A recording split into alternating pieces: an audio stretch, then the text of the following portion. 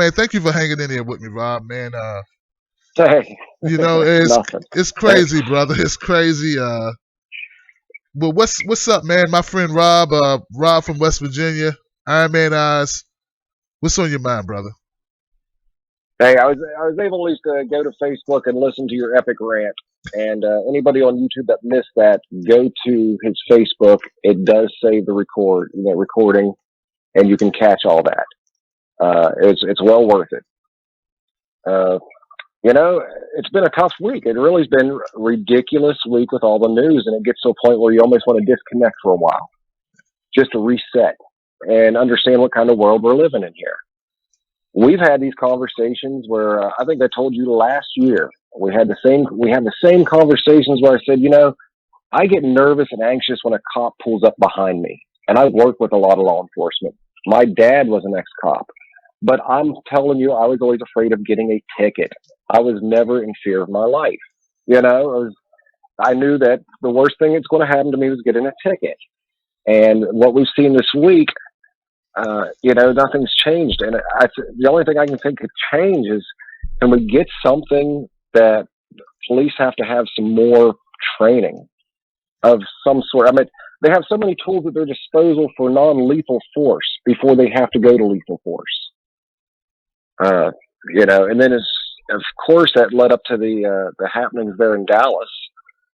And I've been struggling with this while I was driving around working all day, trying to think how the news came out, how the media was 4 guys, snipers from buildings, 1 guy, this guy, it's just the craziness of news. I remember a day when people reported facts before they reported anything, Right. before they did speculation, because the court of public opinion, the first stories that get out there, sometimes people don't tune in to hear the facts. They hear the first 2 or 3 stories that get out there, and they don't stick around to hear the facts. Right. And I'm really appalled by the news and that's everywhere. Where do we get our news? From the big corporations, because they are the ones pushing it.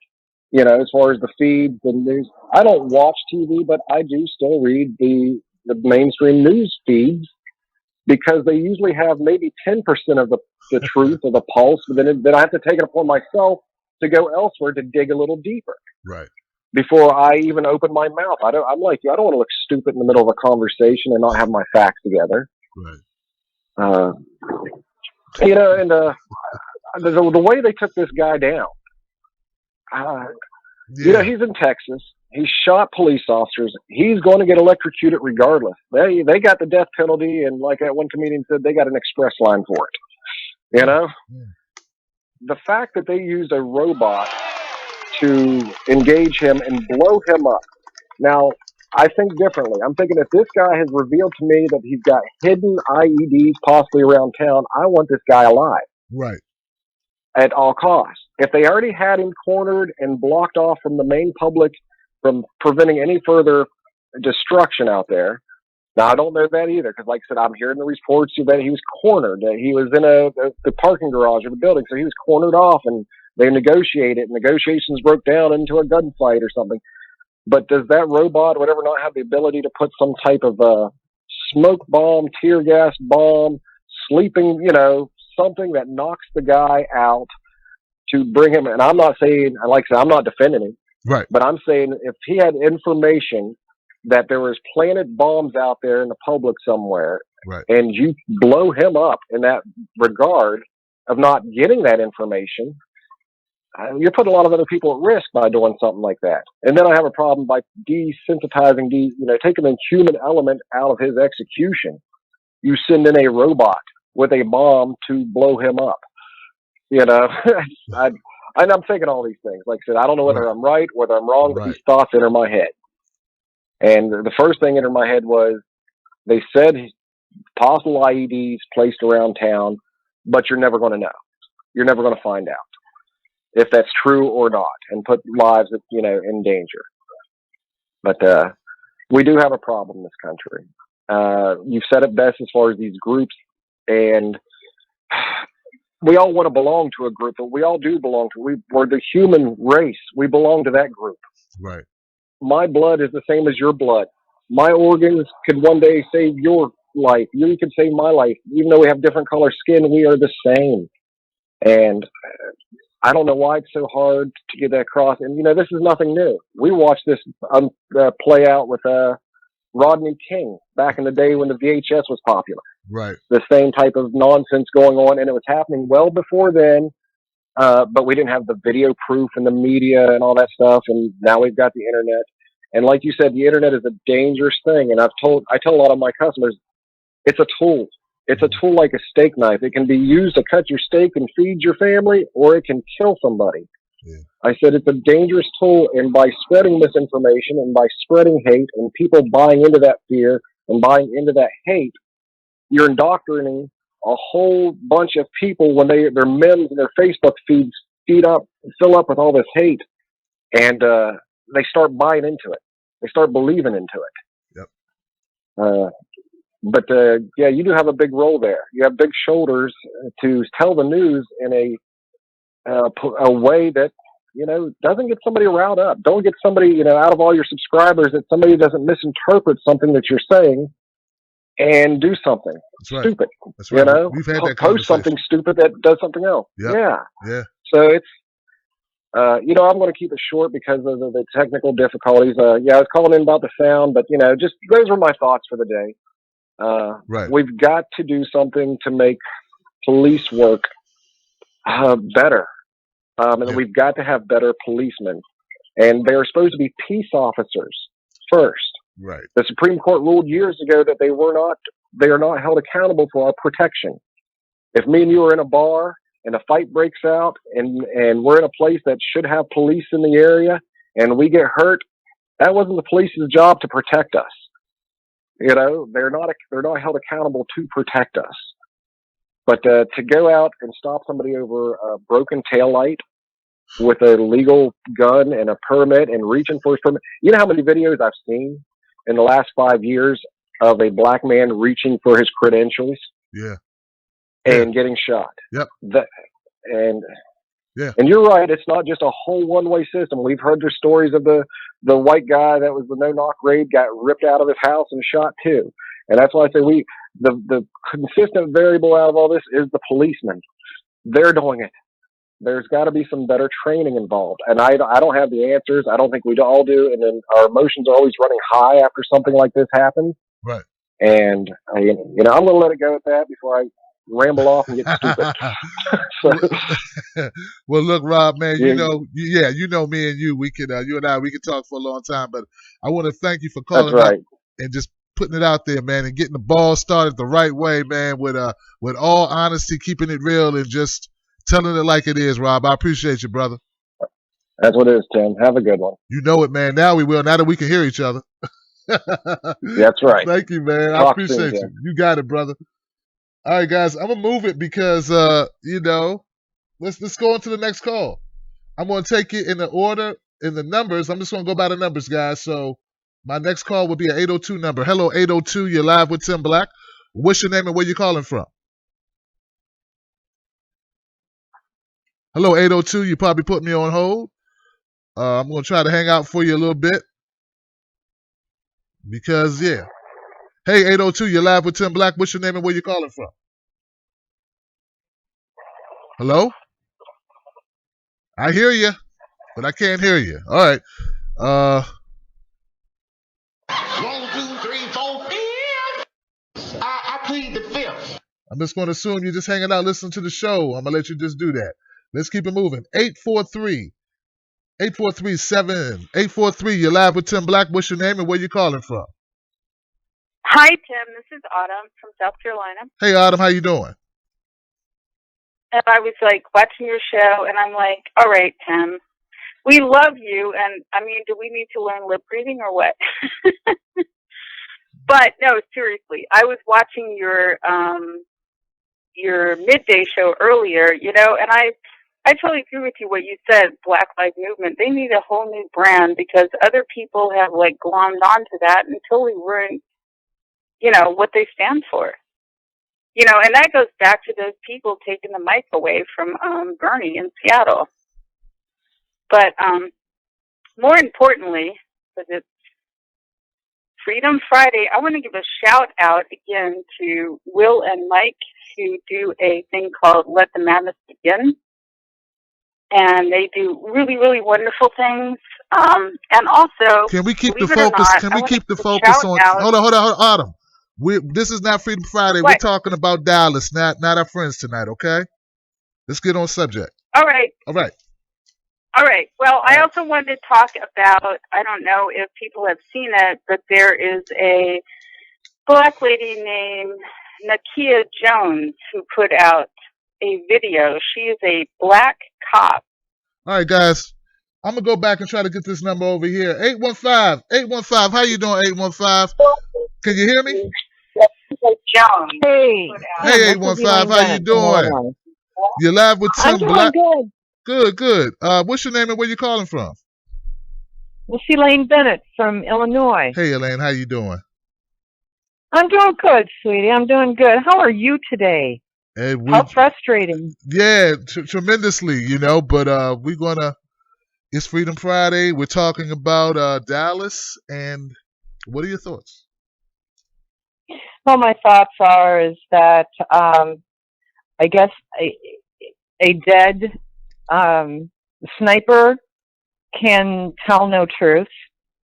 And it seems to be the case in a lot of standoffs or chases where someone has done something horrible or been accused of doing something horrible, and they don't come out of it alive. So the narrative that we get for their reasons are whatever they choose to tell us.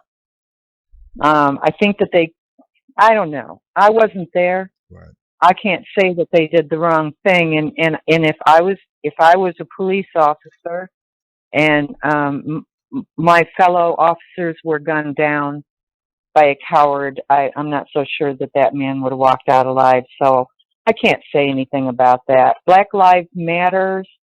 They're doing the right thing. They need to keep doing the right thing. They were there in peaceful protest. They were there with police officers. Those police officers weren't just directing traffic, but they were, they were taking photographs. I watched your earlier program and your video, and thank you for that, because that opened up my eyes a little bit more. There's just a lot of people that are just so completely and utterly stressed out by the events of the elections, the events of the last couple of days with those two innocent men being gunned down. And it just goes back to what we had spoken about before when it comes to psychological screening, proper hiring practices. We need the police department. Do they even have psychologists on duty anymore? Do they? No idea.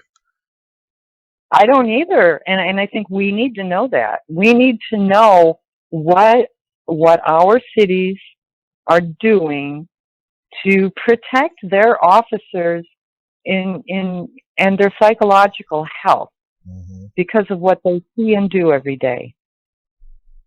And I guess that's all I've got to say. I want people to please keep their heads up, quit worrying about what's not being done and what they're not hearing from Bernie and all this other stuff, and just keep the faith and hang in there. Right. I love you all. And have a good rest of the show. You got it. Thank you, Elaine, for your call. I appreciate you, sister. All right. You got Bye-bye, it, Tim. You got it, lady. I think I'm going to modify the format of my show. There will be no more promotions for other channels or any of that. We're just going to leave that alone. We're going to focus on whatever our topics are. We're just going to do that.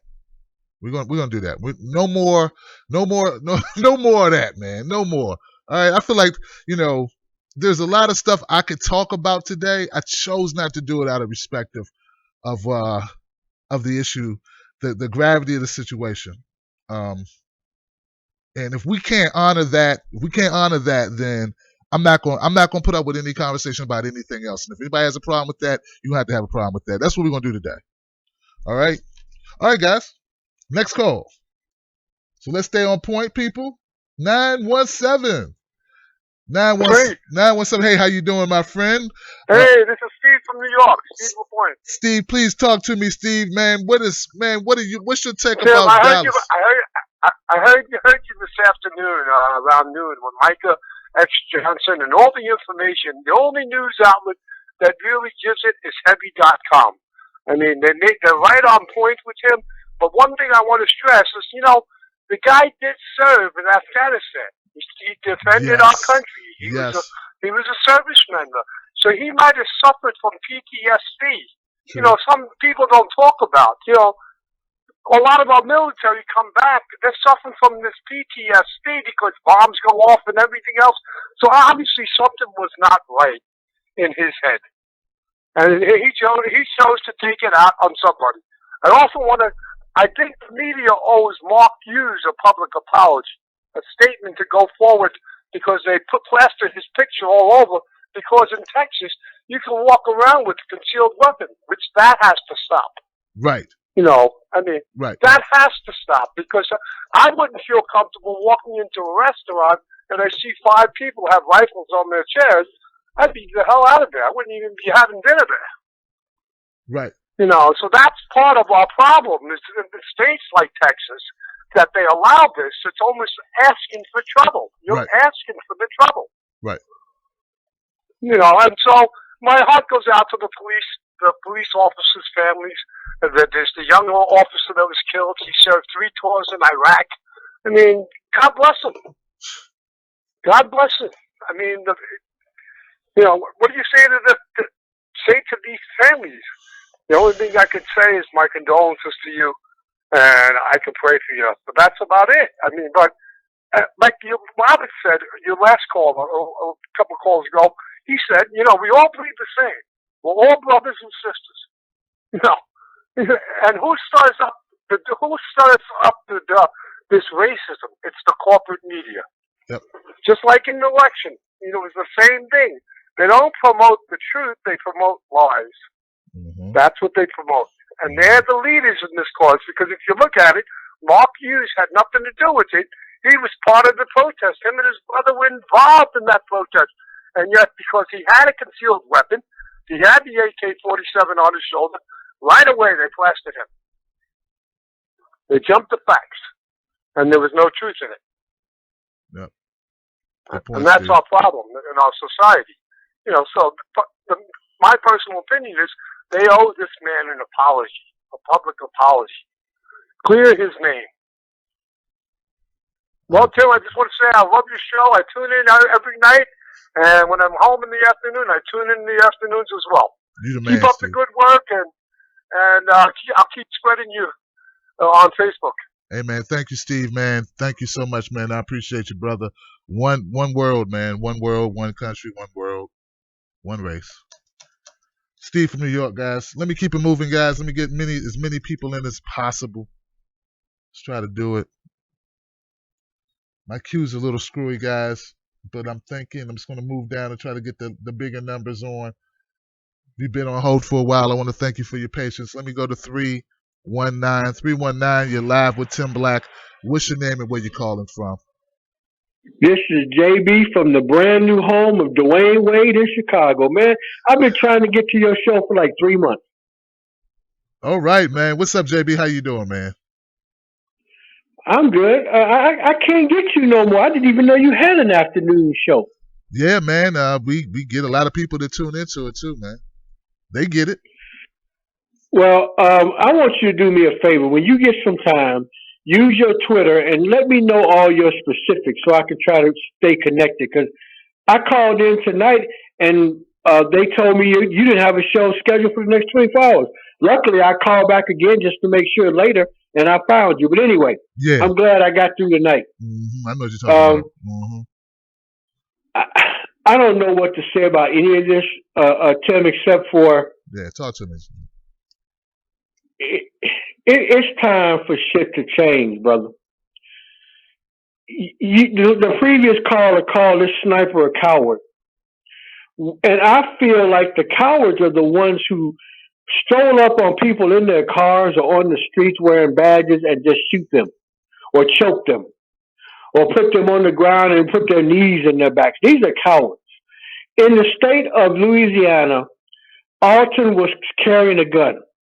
That's an open carry state. Now, I don't know how legal this young man was, but they didn't even take the time to find out. Mm-hmm. The guy in the car, I can't never get his name right, but Castile, I believe is his last name. Correct. He's a licensed carrying firearm individual. He's licensed to carry that. And he's dead. I've had a CCP, which is a concealed carry permit, since '87 when I left the military. I don't leave my house without my SIG Sauer on my hip. And to be quite honest with you, I would shoot a cop who goes and puts his hand on his gun in a second, because I'd rather live in prison than live in the ground, if you understand what I'm saying. These guys are killing people indiscriminately. It don't make a difference what the skin color is. These cops are murdering humans indiscriminately. 603 people have been killed by police officers in this year alone. That is ridiculous. And we're sitting around here, we're talking about everything but what the problem is. People are being hunted by law enforcement. And they do this because they know they get off with no criminal time whatsoever. They're not going to prison. They're not even going to trial. They're having bench trials and all this crap. They're not being prosecuted by the prosecutors in the correct way. They know they can shoot a man or woman, kill them, and get away with it. Nobody cares to put them in the justice system. That has to stop, Tim. It's not about race, because Caucasians and everybody are being killed. It's about power. And this is wrong. These people serve and protect, supposedly. They are hunting people, not just black people, not just men. They're hunting citizens. Wow. Think about that, Tim. 603 people killed by police in 2016, and we're just in the 7th month. I mean, we got 5 more months to go. Something's got to change. And this cat who opened fire on these cops, I believe I heard on a video that in 2 more cities today, 2 cops were shot. Wow. I didn't hear that. Wow. Yeah, Boyce Watkins had a video where he broke it down. About 2 cops were shot today. None of them died because they were wearing vests, but they were shot today in 2 separate cities, 2 separate attacks. This is not going to stop because people are getting to the point of being fed up. Mm-hmm. And that's all I wanted to say. I don't really have solutions to the problems. I don't know what's going to happen. But, you know, if this is not going to stop from the perspective of law enforcement, hunting and killing people, what do you expect the people to do? How long can you expect a race of people, humans, to allow you to kill them without fighting back? Wow. So anyway, I'm glad I finally got through to you. I'm going to continue to try, but I just wasn't getting through before. Man, JB, man, add me on Twitter, man. Add me on Twitter, brother. I'm at the same place. I already follow you on Twitter. Okay, because I done got so many followers, man. I can't keep track. But So man. You know, when you blow up like you blow it up, brother, it's hard to keep track of all them folks. I know, man. Hey, look, JB. But congratulations, man. I'm glad that I got through tonight. Hey, man, thank you for getting through, man. Thank you for speaking the truth too, brother. Because it sometimes just needs somebody else in a different voice to say some things and just say your truth, man. Whatever that is, guys. I'm not censoring anybody's comments unless they're hate speech. And that damn sure wasn't hate speech. That's just JB speech. I love it. All right. I'm going to my next call, guys. I wasted enough time with my damn audio not working. Let me just keep it moving to my next person, my next individual, my next brother or sister at 717. 717, you're live with Tim Black. What are your thoughts? What's your name and where you calling from? Tim. Hey, Tim. What's going on, brother? Hey, how you doing, brother? All right, my name's Terry. I'm from Pennsylvania, sir. Terry from PA, man. Go ahead, sir. Yep. And I got you on Twitter too, brother. We're following each other, so I stay up with you. and I checked you out earlier on YouTube. Check this out, man. Everything everybody said up to tonight so far, this last guy was getting on it. This last guy was getting close. But, talking about the symptoms is not going to get it done, brother.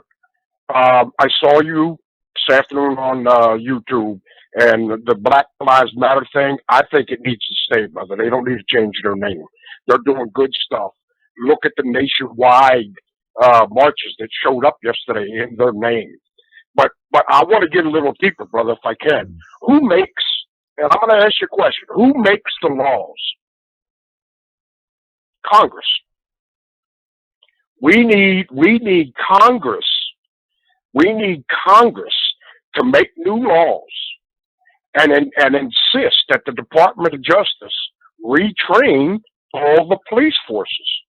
One set standard nationwide on car stops, house searches. You know what I mean? Mm-hmm. But the thing is, brother, the oligarchy government that Bernie talks about is legit. The police force, and one of the fellows earlier said about the bomb, the robot bomb. They're testing that stuff out in Iraq, man. They're testing all that crowd control stuff out in Iraq. Right. They're getting ready for some big heavy duty stuff here in the States. I'm convinced of it. But to change the law, we need Congress to write something, the Department of Justice to bring everybody on board and have them cops know if you pull somebody over and you don't do A, B, C, and D, and you just pull out your gun, you're gone, your supervisor's gone, and, whoever above the supervisor at that level, state level, you're all going to jail. Murder, period, if it turns out to be that. But my man that pulled this off last night, and I'm a Marine Corps vet, brother. By way of information, I'm a 63-year-old white guy. I was born and raised in Harrisburg, Pennsylvania, in the projects, and I'm convinced that the guy before me said it. People can't just get gunned down and take it. You know what I mean? The black community is suffering much like the Palestinians are under the Jewish control. How long do you stay and get shot down in cold blood and not fight back? Right. I mean, that's where we're getting to. Unless they change the law and hold these police departments accountable, I understand there's good cops, but you look at these guys, man, and I watch this stuff on YouTube.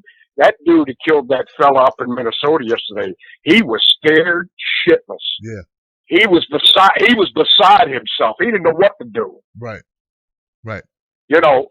So if you're going to have these kind of guys, I got stopped, man, back in November. I'm white. The guy pulled me over.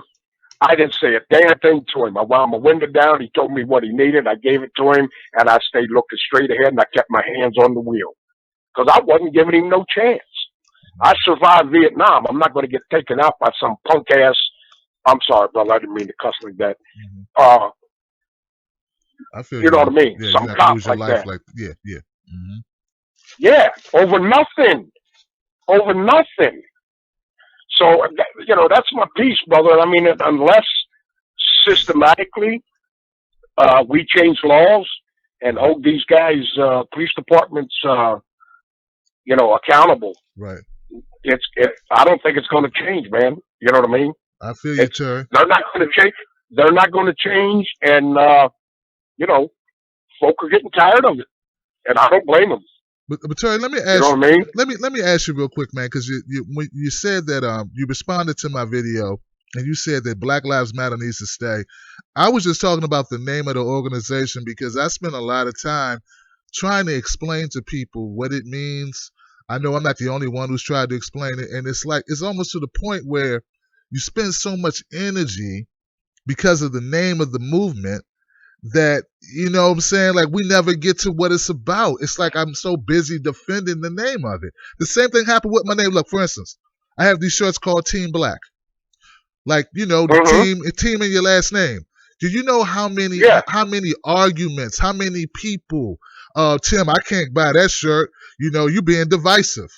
I'm like, my name is Tim Black. Yeah, but they don't even take time. They don't even think. They immediately. And I think what it is, Terry. I'm just saying that I think America is not capable. Right? Like I'm disappointed in this country. I think this country is not capable, Terry. We're not in a place where we could see the word black and focus on the merits of it. And isn't that the real problem when we start talking about race? You get what I'm saying? Like, if that wasn't the way, you exactly. feel me? Yeah, you feel me? That's my thinking. That's my thinking. Yeah. Well, I mean, a racist is a racist. You know what I mean? But if you have supporters to tell you, they can't wear that shirt, they're not real, brother. They're not real. But what I'm saying is, it's not just racist. It's stuff that's in people's heads.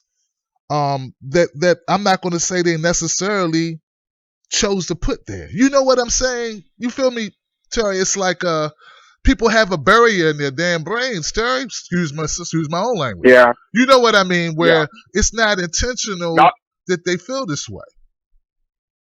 Well, see, you're two tracking, and I understand the track that you're on, but I wanted to, if I could, sir, please make one more point. Go ahead, brother. The policing, it's systematic, man, and it's we had a 2005 ruling, Supreme Court, unanimous, both sides. You know how everybody's talking about that ninth judge now, unanimous in 2005, saying the police can pull you over and they don't need to know the law. Then in 2014, unanimous Supreme Court rules that the police job is not to protect your rights, it's to pick and protect the law.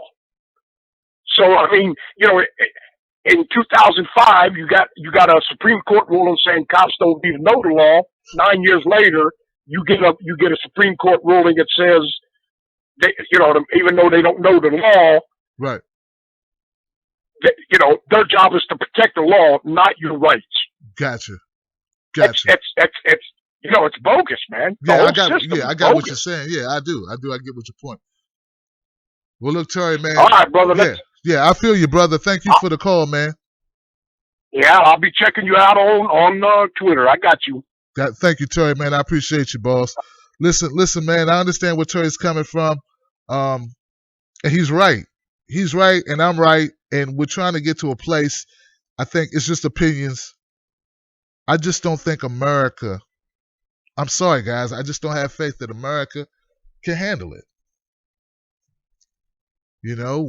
I just get so tired of these bigots and these racists and these people who are ignorant. Some people are just ignorant. Some people aren't racist. They're just ignorant.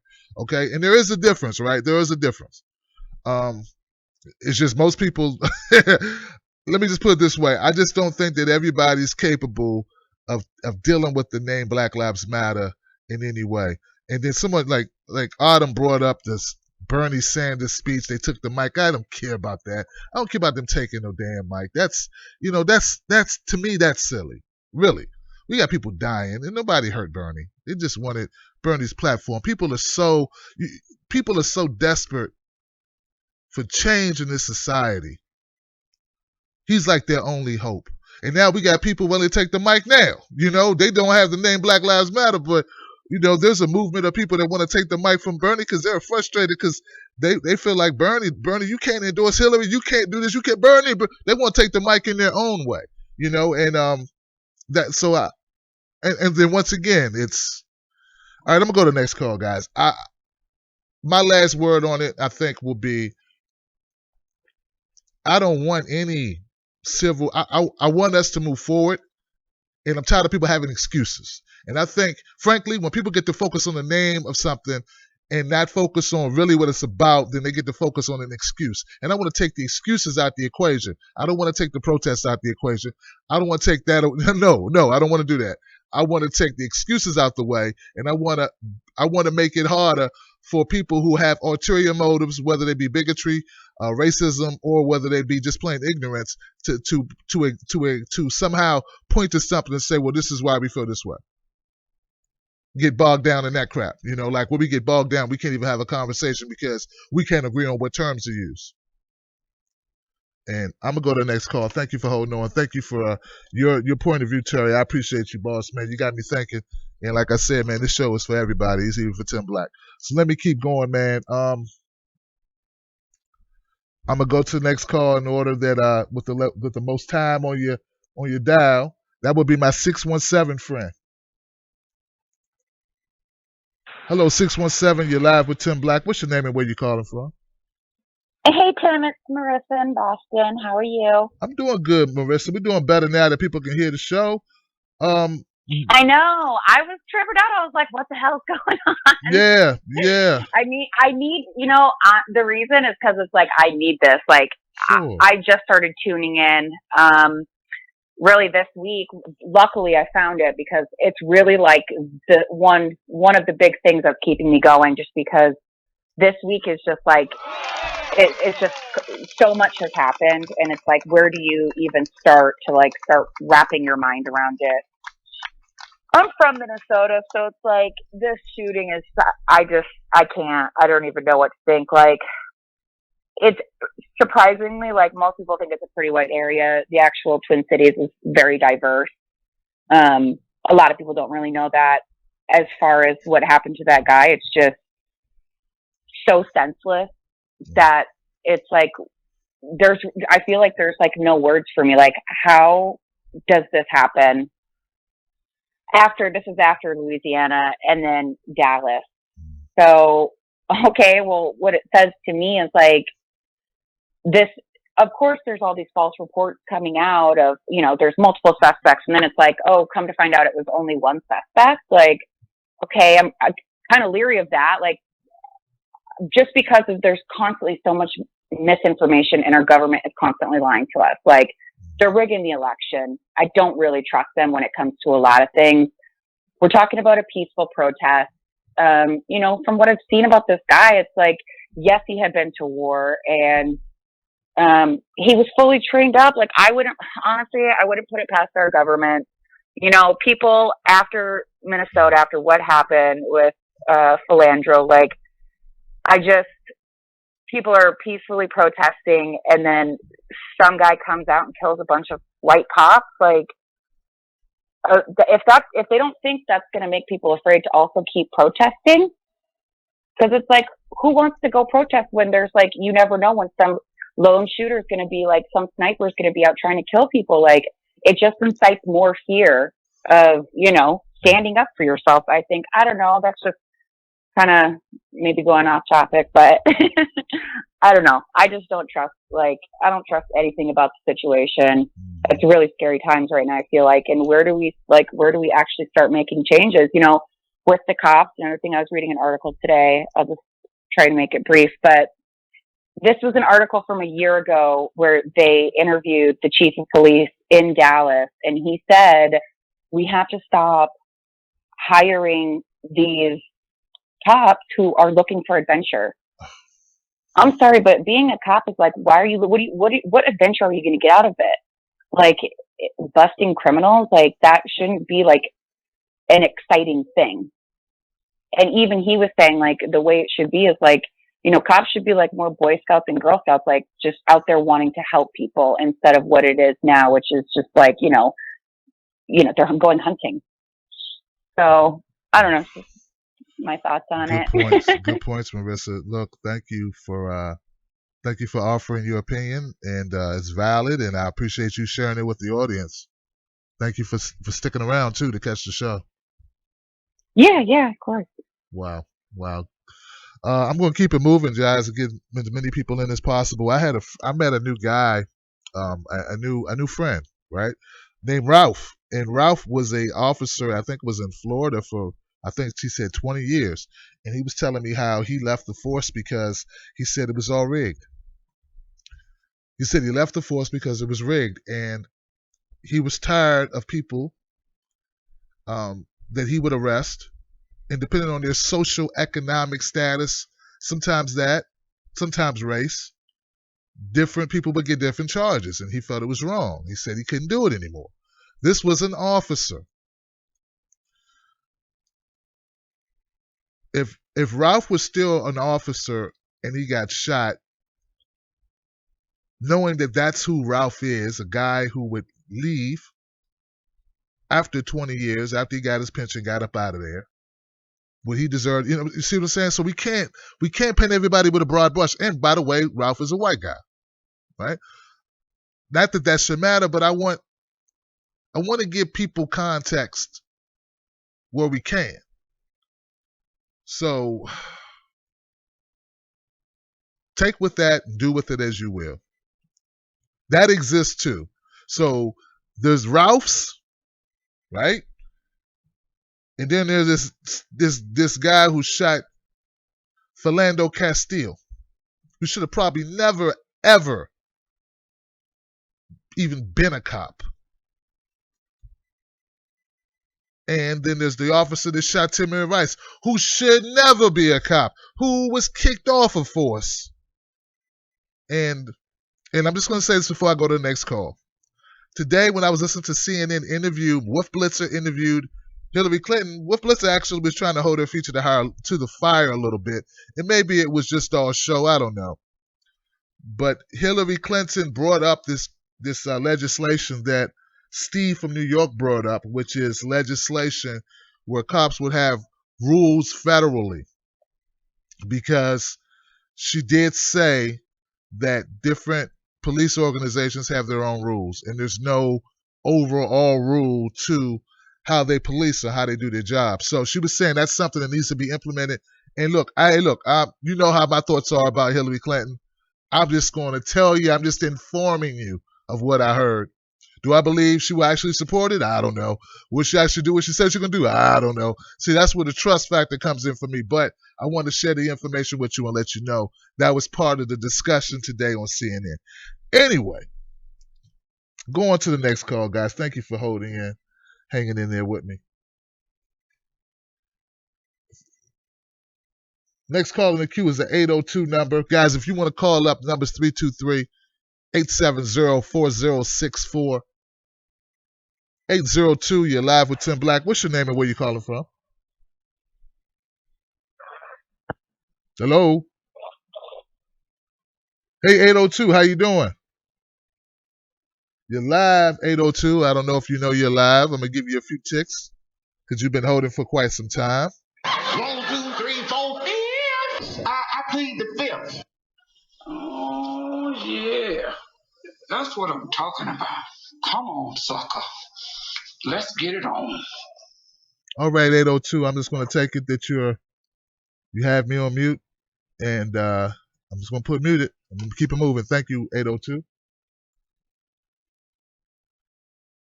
Next call.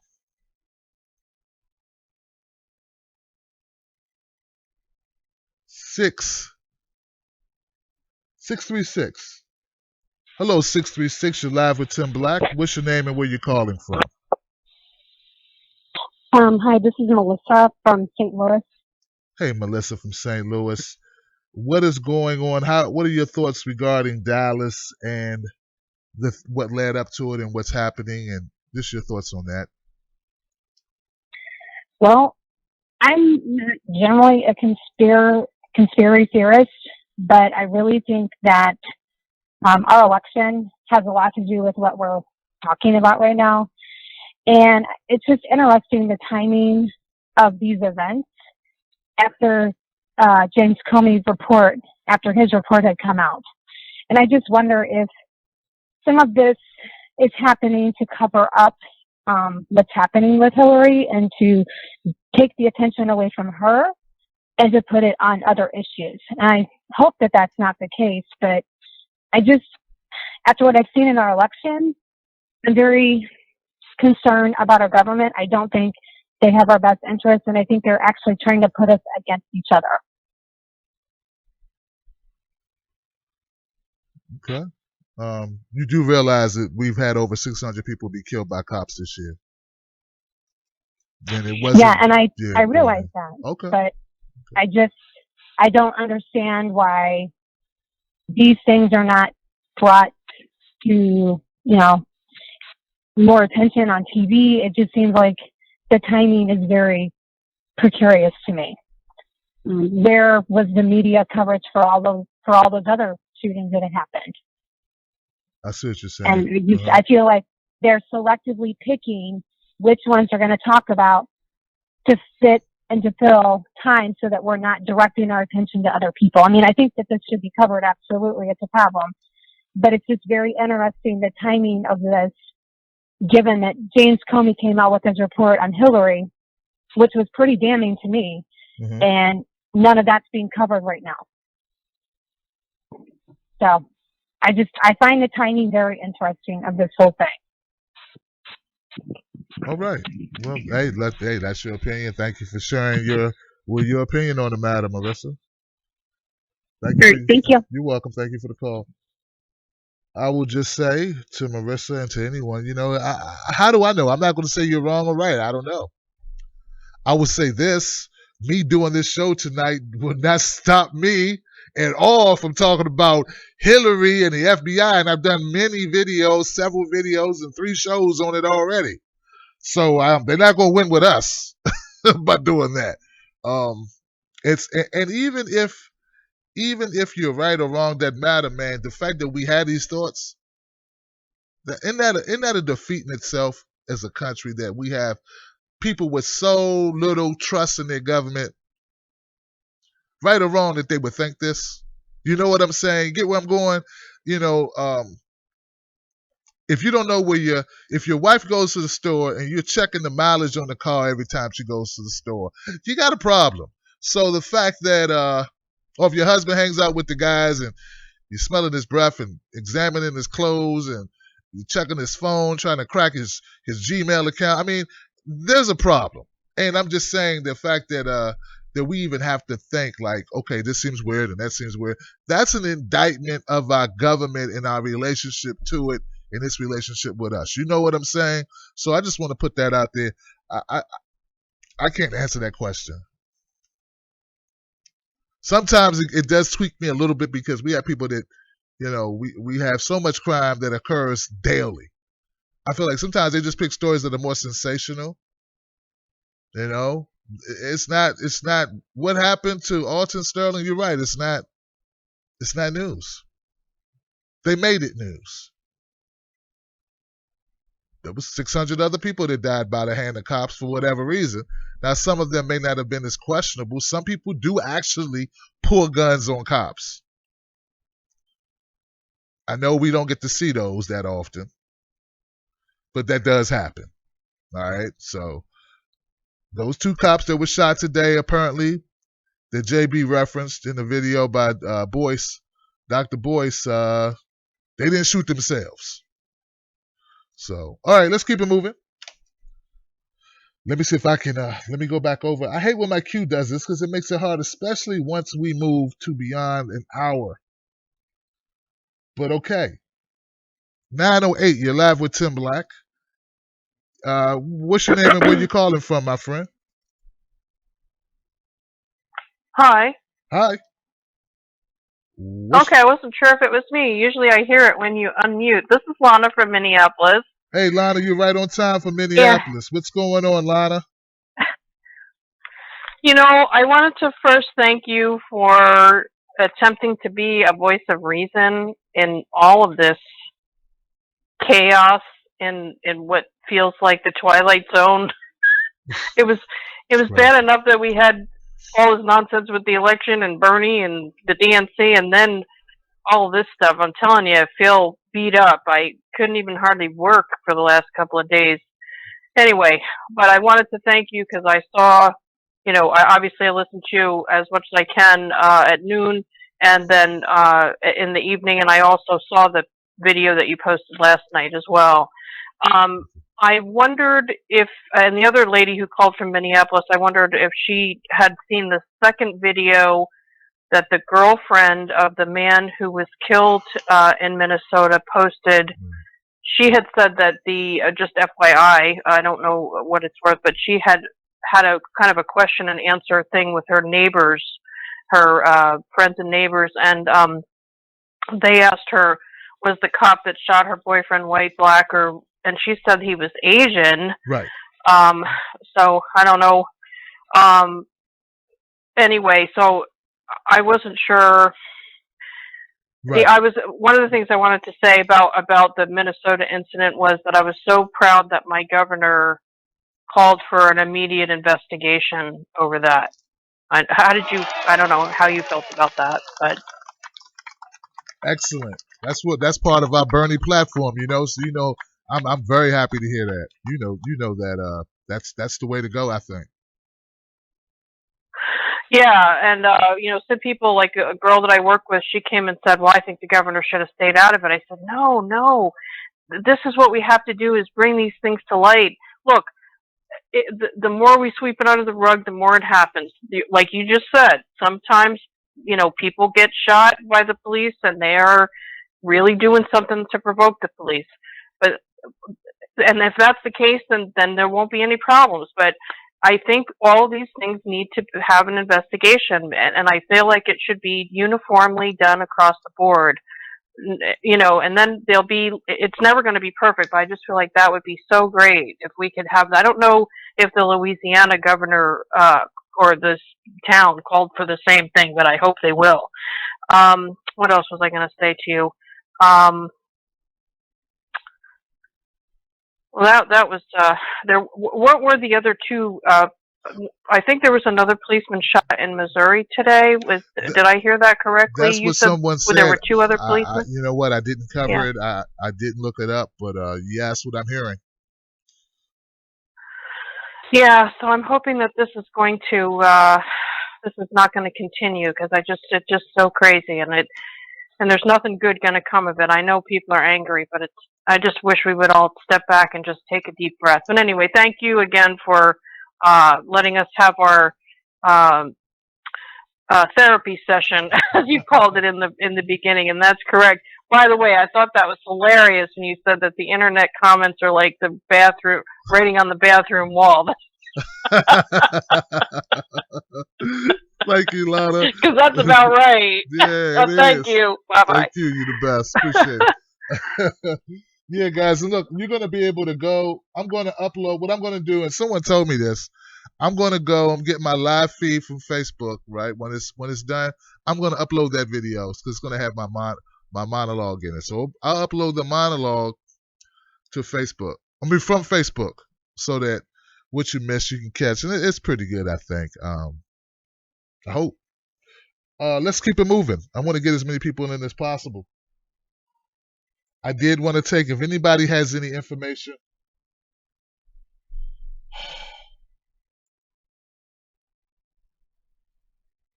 I'm looking now at the Missouri. They say an officer was shot in the throat while apprehending a suspect.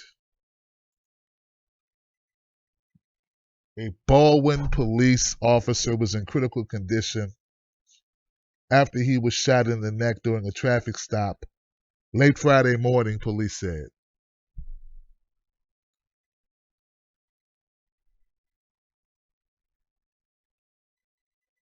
The male officer had stopped the car from speeding on northbound New Baldwin Road about 11 a.m. Police said as the officer went back to his car, the driver got out, advanced quickly, and fired 3 shots at the police officer. All right, so that's what happened in Missouri. Officer is recovering, but is in, I don't know, they said that is fighting for his life. Fighting for his life after shooting. It's a he, that's all we know. And here we go. So let me go. Let me try to move on to the next call, guys. This darn queue is screwy, but I think my next caller would be a 210 number. Hello, 210. You're live with Tim Black. What's your name and where you calling from? Hey, it's Christy from San Antonio. How you been? You sound good, and I have to say, I listened to your show. It's morning for me, and you took me to church. It sounded like my grandmother with your little. I was like, yes, that's right. Say it, preach it, sir. Yes, sir. I loved it. Okay, so I'm here tonight. Because after everything, that was just thank you. That was a rain shower on people that were thirsty because it's just amazing. I the last 3 days I've just been so just sad. I mean, I turn on the morning news and I hear it and I go to work and I don't hear it for the rest of the day and I come home and I watch it in the afternoon because you're not around and I and I'm sad and then I hook up with your show and I didn't even feel like talking. I haven't been commenting, just listening because that kind of kept me going. That's like really, really good mojo for me for the next day. And then the next day, another thing, and you speak on it. But this morning, because I kept the vigil until they killed the suspect. Last night, I kept the vigil until they killed the suspect, or until they reported him dead early morning. Still didn't know who he was. Slept in, had the day off, and got up. And Benjamin Dixon was on, and you were on. And as soon as you came on, I had to leave. I have to admit, I kind of left Benji, but I had news and I had facts and I had stuff that I could understand. But it was a little bit crazy with how they killed him, the suspect, and and he's close to my heart because I'm a veteran too. I was in the U.S. military, I was in the Navy, so that bothers me because I see the pain, especially working in a hospital. I see pain from people that come in that have issues from PTSD. That was sad, and then everything going around, and just realizing, just having that moment where you spoke, and you spoke so highly and so clearly that this is a sickness within this society. Mm-hmm. That was a revelation and an epiphany for me. So thank you for that. But my only comment is, what you did, what you do, doing it. You do you, boo, because you're doing the right thing. Because it gave me a new focus today. Okay, I can't look at all these little things. I have to look at the whole cake. Mm-hmm. I can't break apart ingredient, and then try and figure out some way to attack it from there. And the best way to attack this type of problem is through our political leanings. We have to make a change in the training for police officers. Mm-hmm. And we have to get guns off the streets, get the corporate out of government, get the guns off the streets too, and make people well, stop feeding them fear and hate, and make justice happen. There's so much, but thank you for letting me look at the whole cake, because you did that today. Wow. Move on to the next caller. That's all I had to say. Thank you so much for what you do. You got it, Christy. Thank you. Your goodness and light and love and wonderful. Thank you. Thank you, Christy from Texas. I appreciate you, lady. Your kind words. And, we're not going to stop. Oh, we ain't going to stop, people. We got, it's an obligation. I have an obligation to do this. Once you get something going, I tell you, man, when you're doing something, it becomes bigger than you. I'm serious. This is bigger than me. When my audio didn't work, I felt let down. I feel like I let you down. It's not just a personal, oh, man, my show. No, it's like, I got people counting on me to do this correctly, so, I gotta take us to the next level so that we can have a sound guy, right? And, or woman, right? And lights, and so we could do it right. And tonight is just very important for us to have hitches. Really bother me, but, it's a responsibility and I want to keep on trying to fulfill it. Next call. 580. This looks very familiar. Hey, 580. What's your name? Where you calling from? Hey, Tim. It's Bass. I thought it was you, Bass. What's up, man? How you doing? I'm doing all right. It's been a crazy week. Yeah. People have got to understand, man. You got to stop broad brush stroking everybody. You got to deal with people on an individual basis. We've had over 600, like you said, we've had over 600 people killed by police just this year alone. And I was looking around, and I originally was going to come in here with some stats and stuff, but it all seems so mute right now, because it's just the pressure cooker that is America is popping off. Mm-hmm. People are fed up, and we need to hit the reset.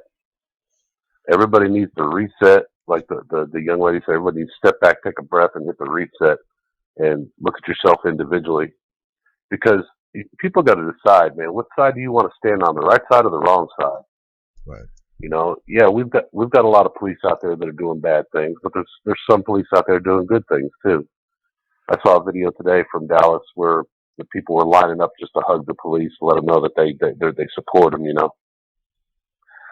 But at the same time, these good cops that are within the police force, when they see bad cops doing bad things, they need to step up and take care of it.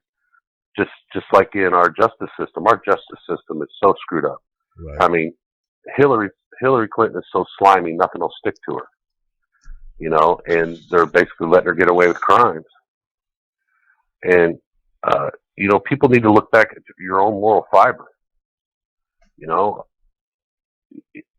what kind of person do you want to be? You know, and there's a certain, like I told you, Tim, I've rode motorcycles. I've been around the motorcycle community and the one percenters and stuff most of my life, and I know what it feels like to be targeted by police. You know, and I've had decent stops by cops where the cop was a good dude, but I always have a standard. I always keep my hands where you can see them. You know, and even when I'm not driving in my car, first thing I do when I get in my car is I take my wallet out and set it out, just in case if I do get stopped, everything's right out there where they can see me. You know, even I've told you before, I carry a firearm. I've carried a firearm for years, and there's nothing more helpful to the general populace and the police than a responsible gun owner. I mean, that's a fact. Responsible gun owners can stop crime, and for people to come out, they're going to use this to go after responsible gun owners. And then you go on Twitter and Facebook, and you've got all these hate mongers out there, just amping it up even more. You know, right? With hashtag F the police and all this stuff. You know, you can't have that mentality. You have to deal with people on an individual basis. You know. And if people don't understand that, it either comes down to ignorance or just a complete unwillingness to accept facts. It's a fact. You know, if you go on a racial basis, more white people are killed every year than black people. But the media, they call it television programming for a reason. Because people have been on an onslaught of being programmed by what people like Soros and them are pushing. They want us to be separated. They want us to be segregated. They want us at each other's throats. And I don't understand how people can't see that. You know, that they want us fighting among ourselves, you know, so they can get their agendas out there and get them across without us really noticing. You know, and like you said, Black Lives Matter.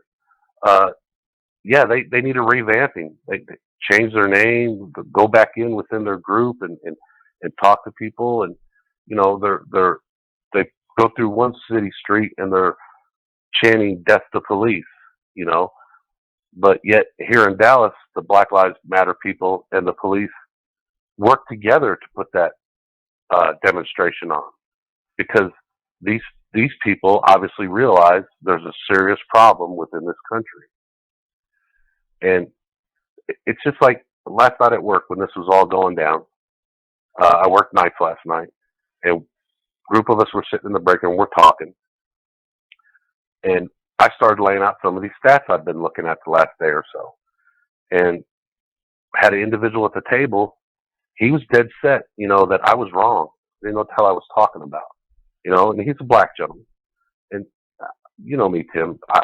You can have your opinion. That's fine, you know. But he started getting all twisted up and like start getting hostile. And just because every time he would throw something out there that was basically BS to me, or definitely was BS, and I challenged him on it and kind of shot it down, well, he got even madder because he just didn't want to hear it. You know, I was wrong, you know, even though he's sitting there screaming at me that he's up against it because he's a black man, but my question to him, well, aren't you making the same amount of money I'm making? We work at the same place. You know, tell me how bad you got it. And he really couldn't come up with a rational answer. And this is the thing. People get set in their beliefs and they entrench themselves and they're unwilling to open their minds a little bit and realize what the facts are. What are the facts? The facts don't. Yeah, the fact is like I said, you've got to deal with people on an individual basis.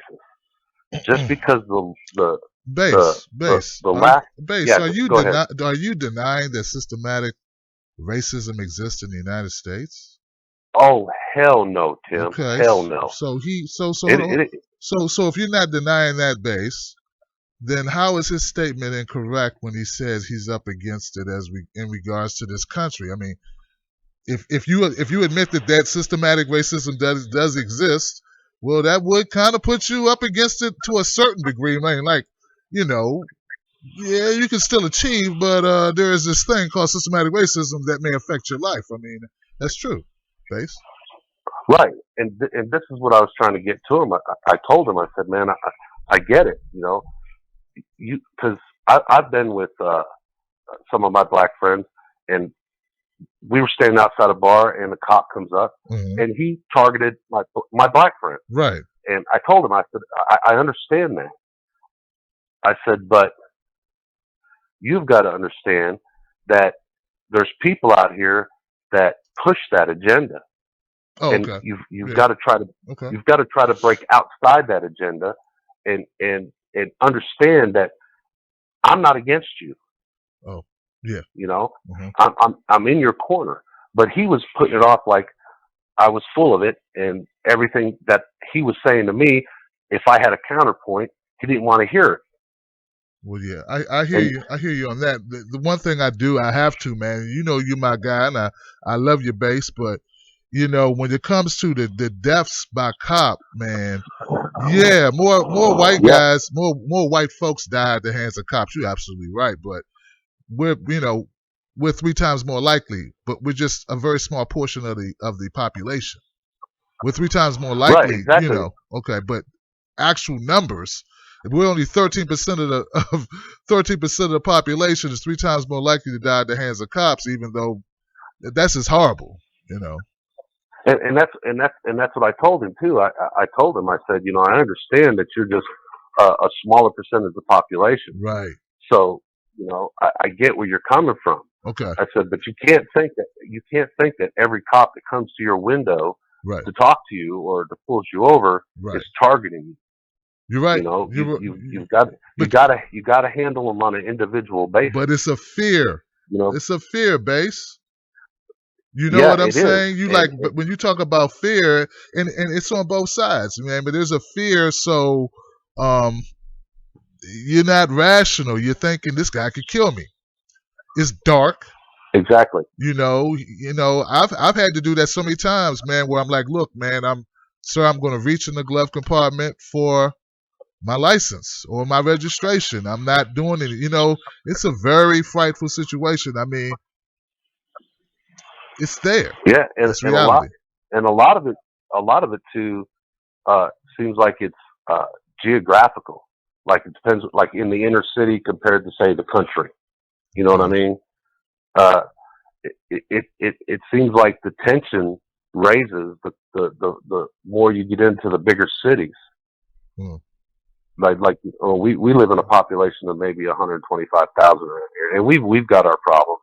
I'm not going to deny that. We've definitely got our problems in this area. I feel you. We just had a police officer.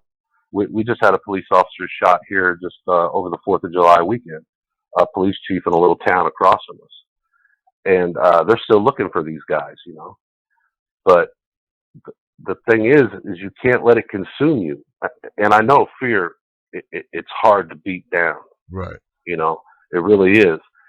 But when you've got the media out here just shoving it in your face every day, you know, people like you say, people get programmed. That's true. And that's true.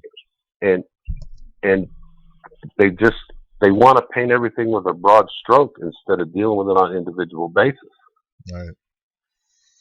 That's what happens on both sides, isn't it, Base? In that, you know what I mean? That, Yeah, you know what I mean? It's completely crazy, man. Yeah, it's both And sides, man. the bad thing about this is this thing's not over yet. No. I have a feeling that we're really going to see something pop off here. You know, maybe before the end of the year, maybe before the election. That's why, you know, it just needs to be reset all the way across the board. You know, it's just it's gotten so crazy. Mm-hmm. You know, but yeah. Just a side note, I caught your noontime show today. Well, actually, I caught the recording of it because I wasn't up yet. But yeah, you laid it out pretty good there, Tim. Hey, man. And I'm gonna go on and check. I look forward to seeing your rant too. Hey, man, thank you so much, Base, man. And look, thank you for calling up and speaking your truth, man. And you know, every moment, every conversation is good for people to because other people need to hear it and they need to think about their own whatever their opinion is and kind of weigh it against your opinion and that's all good stuff, man. So look, Base, thanks, brother. Yeah, man. Thanks for your opinion too, Tim. I really appreciate it. You got it, brother. Keep your eye on your all right, six. Eye on your six, man. That's it, man. Yep. You know it. You know, Base and I, man, we agree, but we have different ways of putting it, and that's my guy. But I had to make sure we just want to make sure things are, we both express ourselves fully, because you know how it is. It's I don't want anybody to get anything misconstrued. I do believe I will definitely 1,000% agree with Base on this. And I think I agree with him more of what he said if I could truly get the total context of it. But I'll say this. We do put people in groups, guys. That's the most horrible thing that we can do. Is group, all these people. We do that. And the more you do that, when you're in a position, it's okay to do it when you're sitting in your house, right? And no one's around you and you just put, that's horrible, but it doesn't affect anyone. But when you're a person of power, that's when it's a problem. All right? That's when it's a problem. So anyway, I'm going to keep it moving, guys. It's a problem either way, but you can have your own little problem and live in your little world. Like if you're a hoarder, no one knows, but your family members who So let me keep it moving, man. Gosh. Give me some love. 260, you're live with Tim Black. What's your name and where you calling from? Hello, Tim. This is Jules Frazier from Fort Wayne. I spoke to you here just a couple of days ago. Hey, Jules. Yeah, this is just, yes, can you hear me okay? Yeah, we hear you. Okay. This is quite a quandary, isn't it, we have going on here. I know we have a lot of people that are in a lot of pain right now and a lot of people that are hurting. A lot of folks that are wanting to blame the police and a lot of folks that are wanting to just find blame someplace. Obviously, the shooter, and I won't say his name because I don't believe in repeating names of murderers, basically, and instances like this. But the shooter last night, he definitely made a mark, and what he did wasn't right. And I know a lot of people are saying, well, he took his revenge out, and that, I don't see that is the right thing to do. But we're losing too many people here, and we've got to stop the violence somehow. Going around and killing one another isn't solving anything. I don't know what do you think is the solution? It's bigger than I not one thing, not one single thing will solve it. I think that There's not one single thing that's going to serve it, is it? No. I mean, we can't even study guns in our government, and won't even let the Surgeon General allow us to study guns, do gun studies to figure out what it is that we are doing wrong. And that would be, I mean, just a simple act like that might be somewhere to start. We don't even keep track of our own our government doesn't even keep track of our own police shootings of citizens. We have to rely on the Guardian. We have to rely on a private community group, killed by police, .net. You're right. And it's not just one or two. It's not just one person a day. It's multiple people per day. The day that, for example,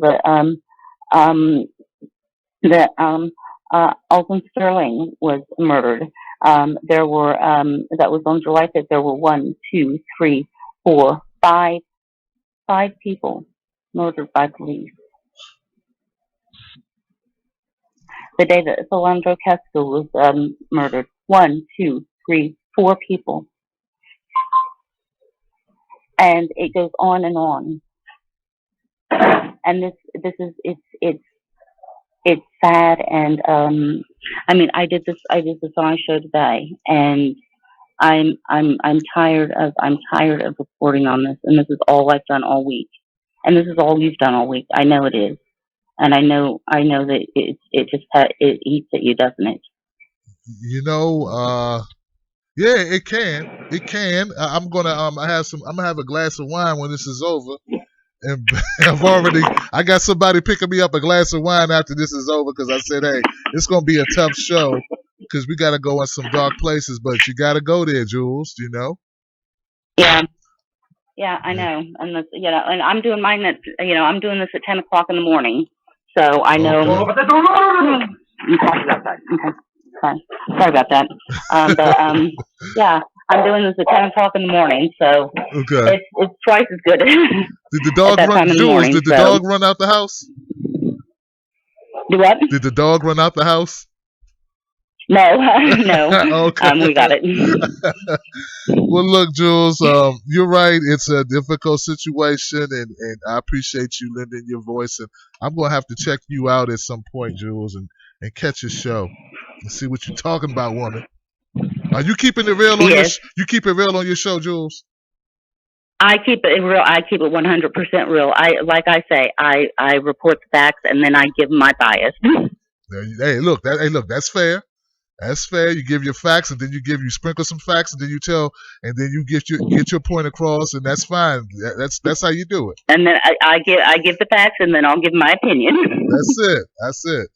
All right, Jules. Well, look, thank you for sharing your thoughts, and I'm kind of glad whatever happened over there. I hope nobody got hurt, but we needed that little brevity. I think that was nice. Thank you for your comments, and the dog barking was nice. Actually, we actually need. Oh yeah, and like I said, I will always send people over to your way. 90 seconds. You're right after me, 10 to 12, and then right over to you right at noon. Oh, before you go, Jules, I heard that Nicole Sandler had a mild heart attack. Did you hear that? Yes, actually, I can give folks an update on that because we got an update. And Nicole's angiogram came back clear apparently, but she did have the X-ray showed a small spot on her lung. She's going to see the pulmonologist on Wednesday morning. 60 seconds.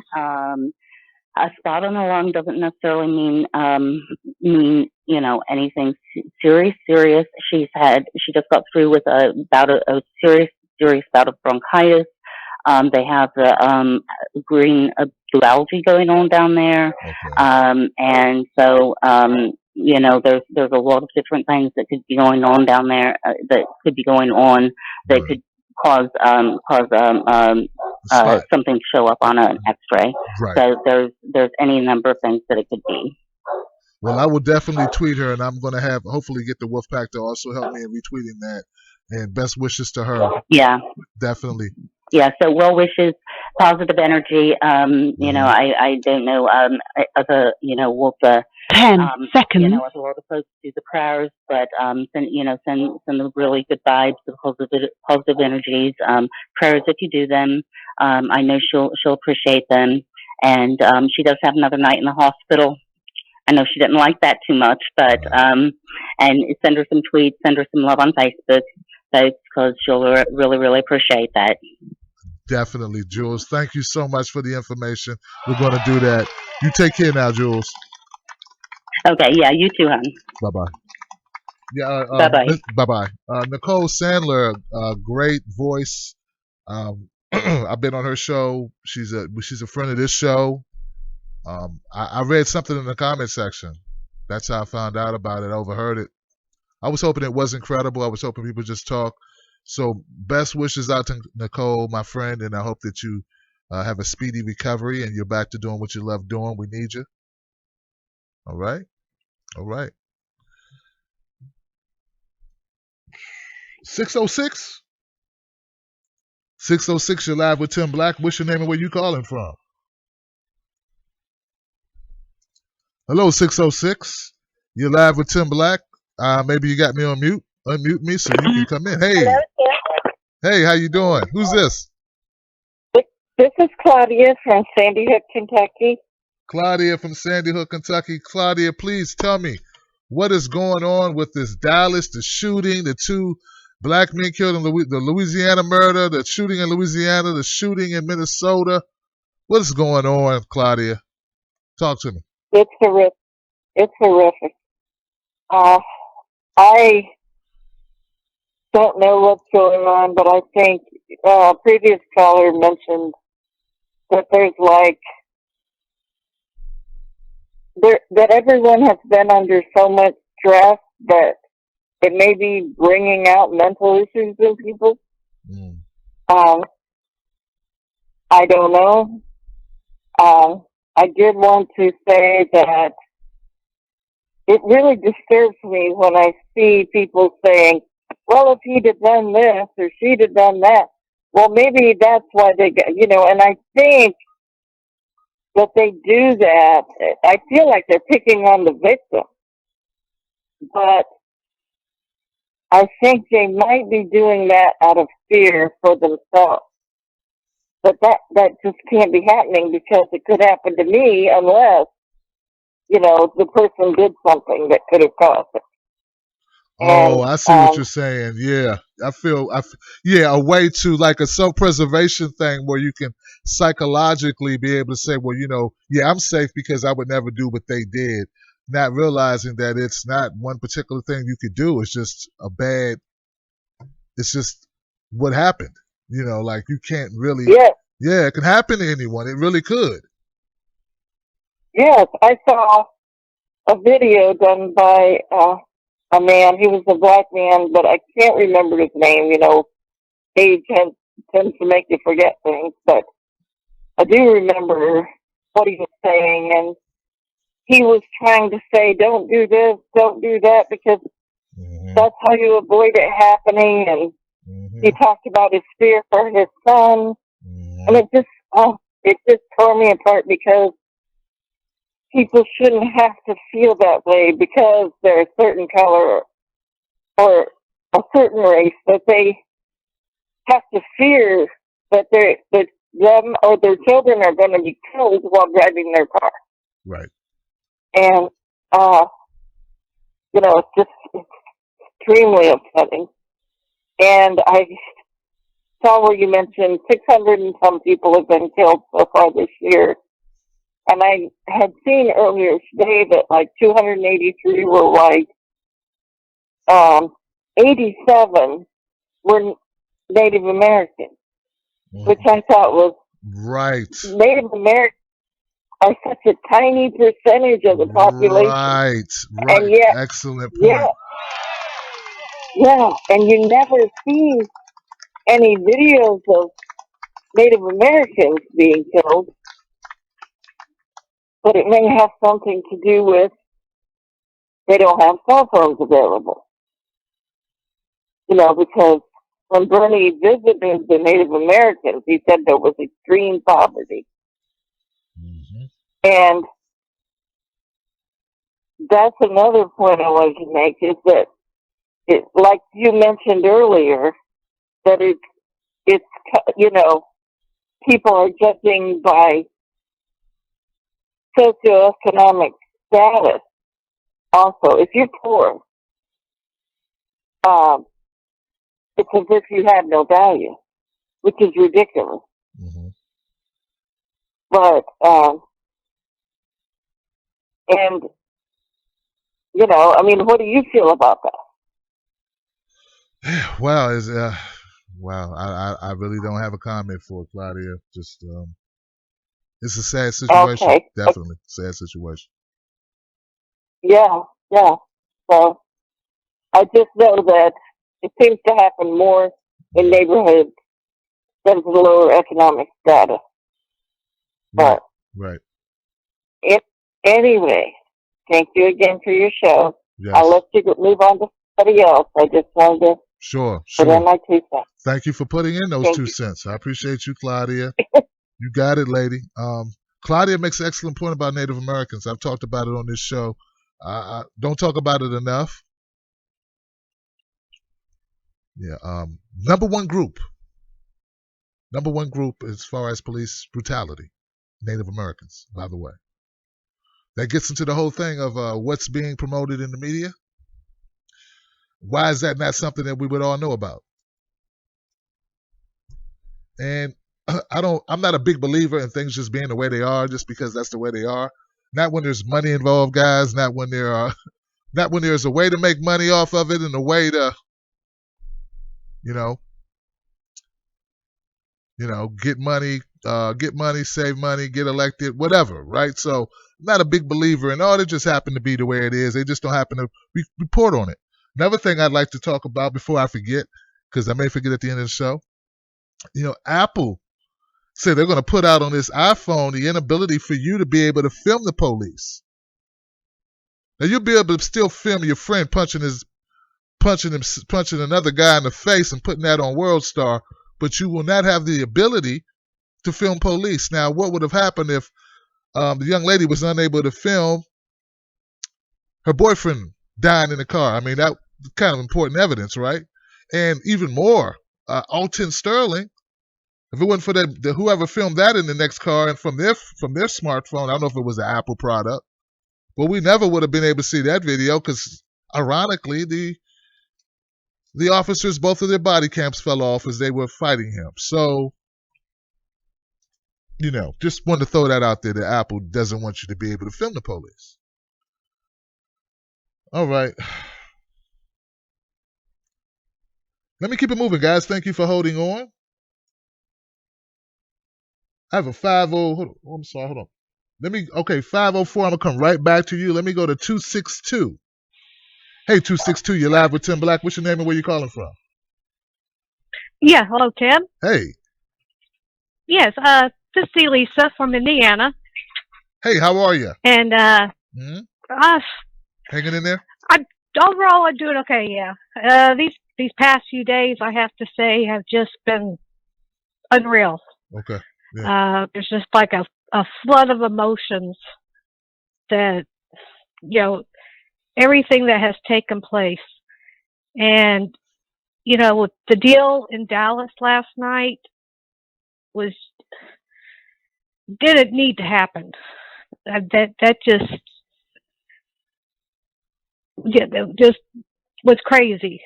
But I also believe that the reason why it happened is because of the actions of the police with the 2 previous days. And it's really got me baffled because I'm going, how are these police officers being trained? I mean, they're not supposed to shoot to kill. I know it's been like close to 30 years, but I took some law enforcement classes. I never went to the academy because I decided that wasn't the thing for me. But if you come across someone with a gun and you feel like you need to shoot, you're supposed to shoot to disarm. to not to kill. Is that you can shoot and it's not going to kill them. And like with Anton, the guy was shot in the chest and the back, and he was pinned down, for Christ's sakes. It's like shock and awe, I guess you could. I feel like I'm in like an episode of the Twilight Zone. Yes. And yes. I don't know if I'm really making a lot of sense. My thoughts are like so scattered. And I also want to say that, you know, there with a previous caller, a few calls back, you know, she mentioned about how it seems like if you're poor, those are the ones that tend to get targeted the most, you know, and, you know, it's this whole thing has, you know, there's fear, and I do have fear. I've got 2 grandbabies that are mixed, you know, and all I can think of is if we don't come to a solution to fix this problem and fix it now, what's it gonna be like in 10, 20 years when they're older? You know, something's got to be done. I don't know what, but I do feel like something needs to be done. And I hear you. I thank you for having this show tonight. You know, the therapy session, because it is something that I feel like does need to be talked about and needs to be discussed. I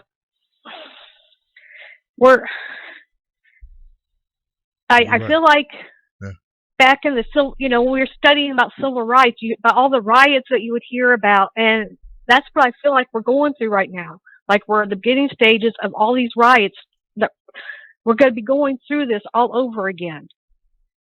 You know, have we not learned anything from history? It's just, there's so many areas that need worked on and fixed that,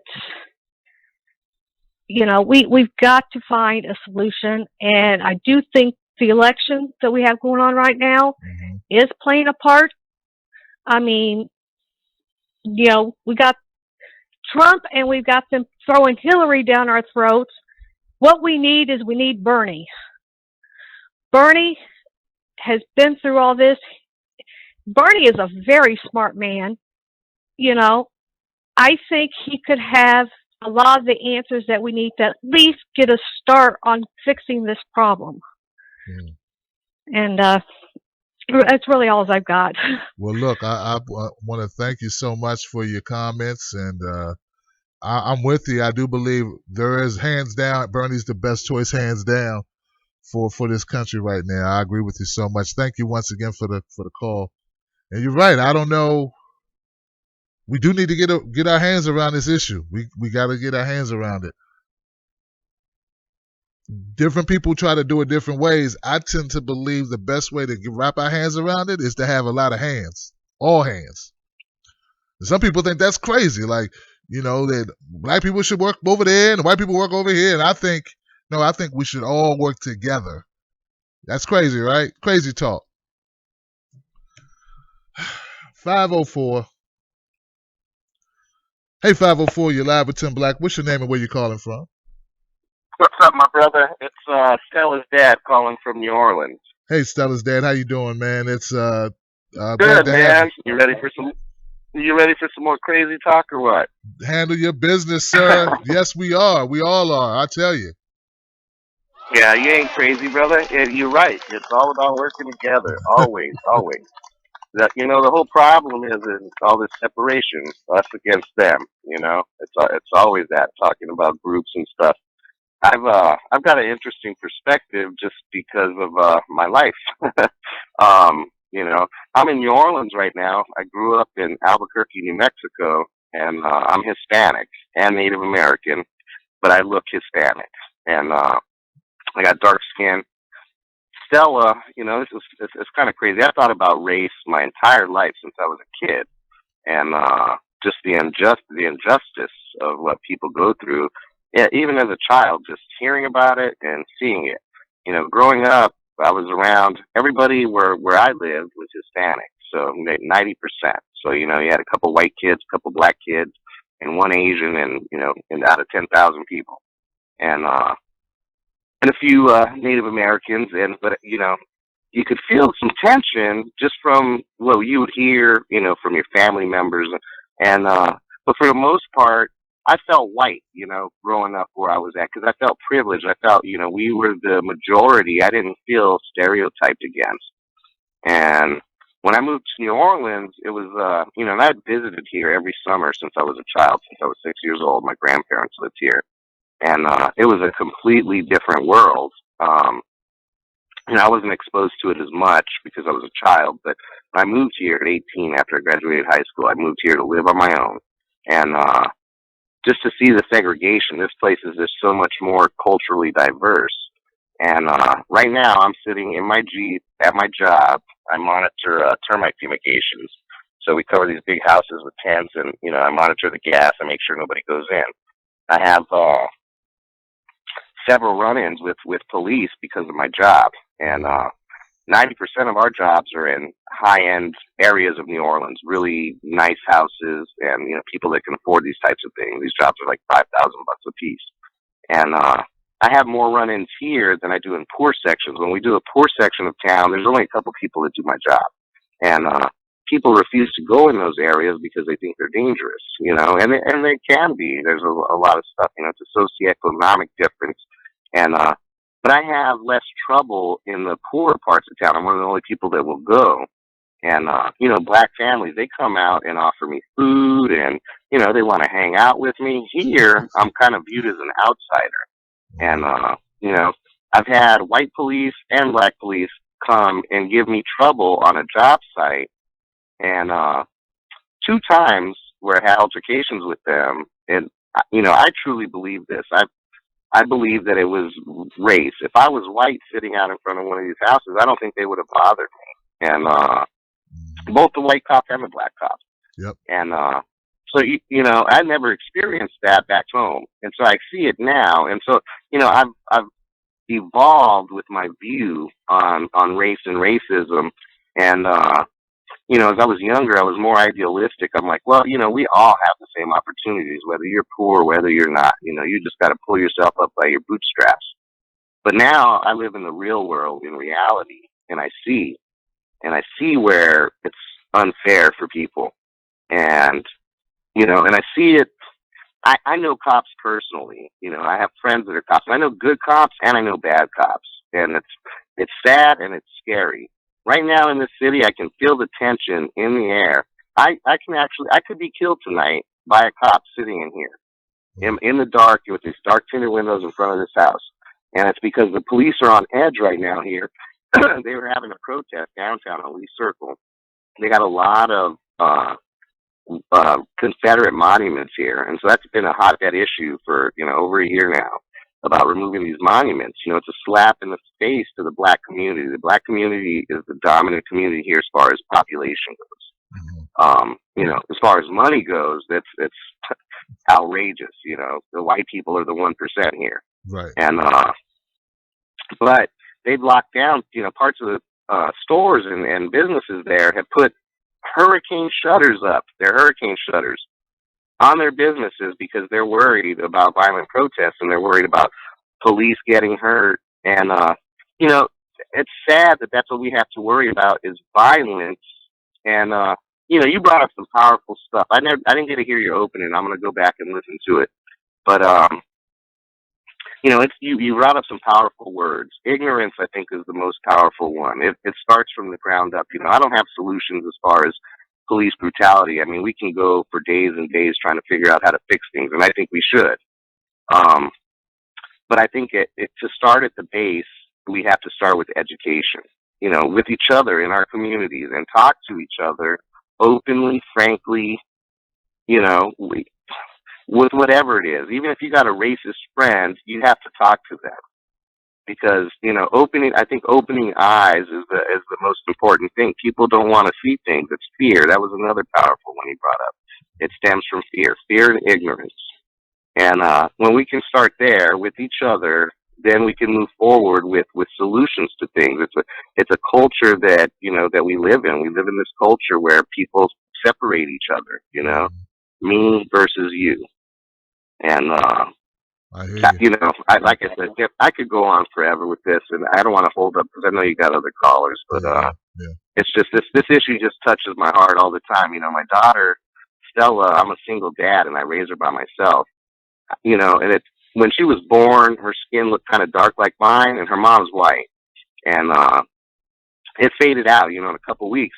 And I was so happy that she looked like me. You know, I know parents. You know, you're a parent. So, Yeah. but her skin lightened up, and I started thinking about it. I'm like, you know, thank God my daughter's white because I don't have to worry about her being looked at how sometimes people look at me. You know what I'm saying? Right. Yes. So, all Yes, right, I do. Tim, that's all I wanted to say. Deep. Stella's dad. That's very deep, brother. You be safe, man. You doing just real quick, man. You're doing what Breaking Bad used to do, so they could cook the meth, huh? Yes, sir. Yes, sir. I get that a lot. Somebody actually does that, guy. I didn't know that. Okay. But look, That's man. me. I'm an environmental scientist, and this is what I do. Wow, brother. Well, look, man. You stay safe, man. We need your voice. All right, my brother. Have a good night. You too, brother. You too.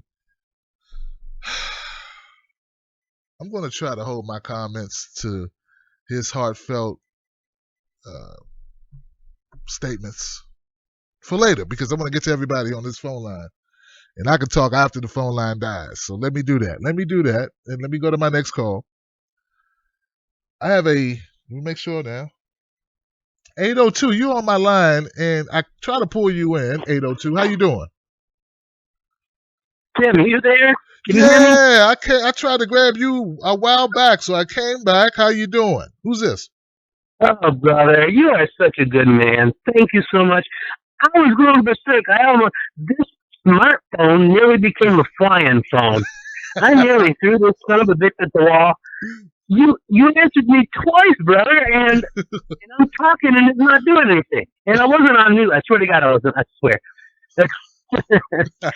Anyway, thank you so much. You are so persistent. You are the man. Thank you. Anyway, I don't want to go on about that forever, but I owe you.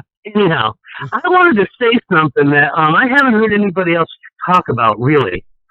I mean, for one thing, I don't assume you know because I'm from Vermont. It's Chris from Vermont. I don't assume you know because up in Vermont, people keep saying there aren't a lot of black people, you know? Well, I have a wife, and she's black. She's actually half. Half of her family is black, and, you know, so she understands, though, because everybody where she went to school, even up here, well, not everybody, but a lot of people would, you're black, and they'd give her shit, and she'd kick the crap out of them, and she's tough. Anyways, you know, so it's not like I'm removed from the fact that, you know, all this is happening with that side of our family, you know, the black side. You know, I never understood this race thing at all, but it's certainly there. And it's here in Vermont just like every place else, you know? Right. Anyways, saying that, you know, I'm not removed from the situation. Another little thing I'd like to say is, not all cops are bad, but not all cops should be cops. Too many should not be cops. Mm-hmm. And if you notice in the videos, the cops are freaking out. Every time they do this, they're in a panic. They are cowards. They're afraid. Yes, they're probably bigots. That's for sure, because it happens that they do it to blacks so much more often. But they're afraid. Too many cops are cowards. I was a bartender for 8 years, and I had people, you know, threaten me with their hands, their fists, broken bottles, knives, even guns. And with 2 or 3 of them at a time, better than I was, you know? Mm-hmm. And you just can't back down. And I didn't have backup. I had cops somewhere roaming around the town who would close the bar down if I called them too often. So I had to do it myself. And these cops, in Vermont, not long ago, a cop shot a guy he was wandering around, and I guess he was causing a little trouble because he was, off his, medication. Right. But people realized he was that's the way he was every once in a while. But they called the cops on him to calm him down. He was holding a shovel, and the cops shot him. And he wasn't even close to a goddamn cop. I mean, that's a coward. All these cops who are doing this are cowards. They're individuals. I mean, there's too much systematic racism, period, and certainly amongst the cops. But the ones who are doing this, if you really watch them, they're cowards and they shouldn't be cops. There must be some way to weed these guys out. They shouldn't be there. Mm-hmm. I agree, Chris. Anyways, I don't know how to do it. But it pisses me off when anybody's that way. My son went to college for 2 years. He was planning on being a cop. And he graduated from that about a year and a half ago. And his wife, who's from the city, New York City, and she got along with everybody down there. She said, there's too much shit going on. You might not want to do this. He'd end up like Serpico, He'd be the only honest one in the bunch who had balls, Uh-huh. And he wouldn't have a friend on the force, And so, I agreed with him. Do something else. You're a good kid. You're a good man. Forget that shit. It ain't for you. So anyways, what I really wanted to say, I'm going to try to hurry, okay? All this shit going down, all this stuff, it's like it's a race war on the way kind of thing. I swear to God, it's the oligarchs, it's the people in charge trying to get us against each other, fighting amongst ourselves, and it's working. Right. Bernie is talking about the oligarchs all the time, and he's talking about things that are unfair, unjust, and inequality. But he's talking, what the oligarchs is doing is they're hiding the fact by distracting us that it isn't a race war, it's a class war. Mm. They don't like to hear about it, but they started this class war. Mm-hmm. They've been kicking the crap out of us for years. Yep. The economy sucks. Everything is unjust, but they've got us at each other's throats, and it's a big ass plan. It really is. It's a conspiracy theory. My ass, it is. It's happening all around us, brother. Yes. They're gonna institute and cause a race war if we don't watch our shit. But what's really going on is the class war, and if Bernie doesn't get what he wants, and if we don't continue this and the movement, none of this is going to get any better. I hear you, Chris. I gotta leave it there, man, and make sure I get all my calls in, brother. But I appreciate you. I just wanted to bring it all around, okay? Yeah, you did. You brought it around too, Chris. Man, thank you, sir. I appreciate you, Chris. I appreciate you, Tim. Thanks for everything. I'm so glad you're still burning your bust. I'm my man. You know it, man. I'm not changing. You got it, man. We love you. I love you too, man. Thank you, Chris. There's no way I'm never changing, man. We're staying burning your bus, baby. 424. Your name and where you're calling from. Hello? Hey, 424. What's your name and where you calling from? You're live with Tim Black. Hello. Live with Tim Black. Yeah. Hello? Can you hear me? Yeah, I hear you. Can you hear me? I'm having a little difficulties here. Can you hear me? I hear you just fine, sir. What's your name and where you calling from? Oh, hey, man. This is DX. I'm from L.A., Torrance, California. You know what I mean? Yeah. Go ahead, DX. Well, what's on your mind regarding the shooting in Dallas and the what led up to it? What's your thoughts, sir? Yeah, man. I'm going to try to cover a couple of things real quick. I agree with a couple of the sentiments that you expressed a little bit earlier. There's a lot of conversations that we need to have in this country that we're afraid to have in general. You know what I mean? Number one is there's a gun obsession in this country. We need to face this, and especially in these southern states, there's a gun obsession. People are stuck on this idea and it's the Fox Newsification of the country, like this idea of the Second Amendment. And this is not even what they meant when they constructed the Second Amendment, but a lot of people are just, it's my gun and you're going to pry it from my cold dead hands if you get it. And like a lot of callers said before, you said there's been 600 deaths by police this year. Last year was like almost 1,100. You know what it was in England, in the United Kingdom? It was in single digits. It was like 7 or 8. And that's because they have strict gun laws. Some of their police districts, they don't even carry guns. All of our police are armed. All the citizens are armed. We got to address this issue. And there's another issue we need to address too, Tim. And it's this systematic racist thoughts. Now, I don't mean people are overtly racist all the time. Some people who are not racist, they're open-minded. White people, they just have this thing that they just can't face, that, you know, unconscious thoughts that they're having and all this stuff. We're all people, and we need to relate to each other as people. You know, everybody who's black has the same thoughts as all you white people who are liberal, who are listening right now. We have all the same thoughts, all the same wishes, all the same hopes for our family, all the same, you know. So I think a lot of this is inbred, and we need to address and these are very painful conversations. And I've always said that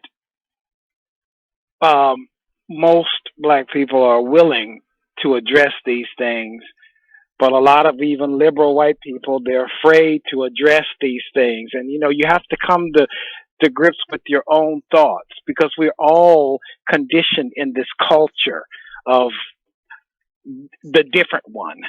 He's different. So we all have these subconscious thoughts. Anyway, those conversations we need to have. Number 2, and I'm going to move on quickly. People need to just stop repeating, because I'm on social media and all these other things. And I've told you before, I'm a journalist. I majored in journalism in college, and I have a small publication. And excuse me, I'm active on social media, and I noticed that what people do a lot of times is they pass on false information. They retweet stuff, and they take stuff off of Facebook, and they hook it to other people and just pass on. What we need to do, I know not everybody's a journalist, but what I do is when I hear something on Facebook or see something, and then I see a tweet, somebody's hooked up to me and they tweet, I immediately get all the sources that I can find to research all this stuff.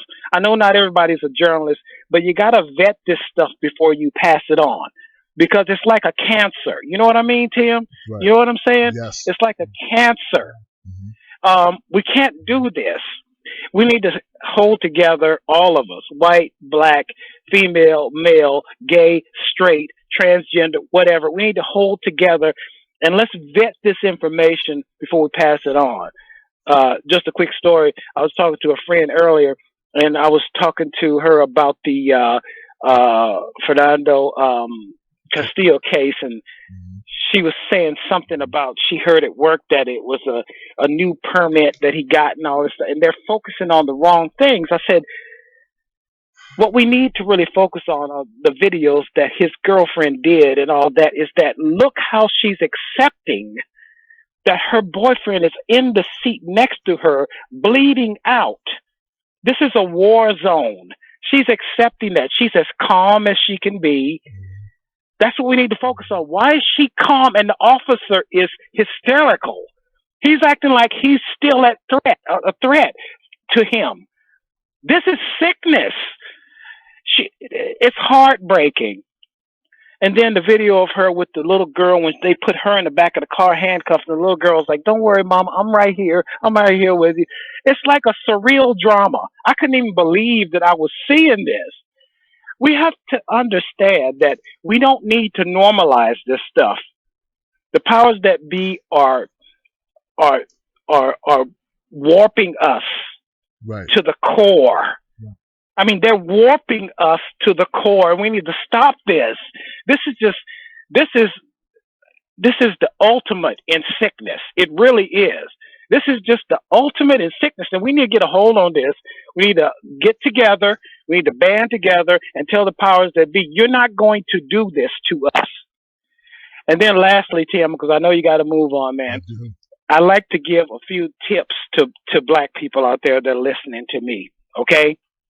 And I don't mean to belittle the people who were shot or anything like that.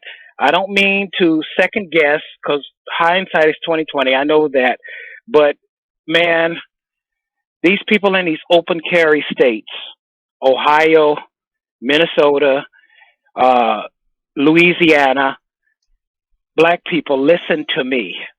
The first thing I want to tell you is that when they make these laws that say that you can carry an open weapon and you can get a permit and all that stuff, that's not meant for you. Okay, let's deal with the society that we're in right now. And I'm being serious here. I mean, I know it's you know, this is meant for white people, okay? So even though you know you have the right to carry your gun in public, do not do this. It's a trap. They mean this for white people, not for you, okay? Because ever since the Dred Scott decision that says no black people have any rights that any white man needs to respect, they have never repealed that.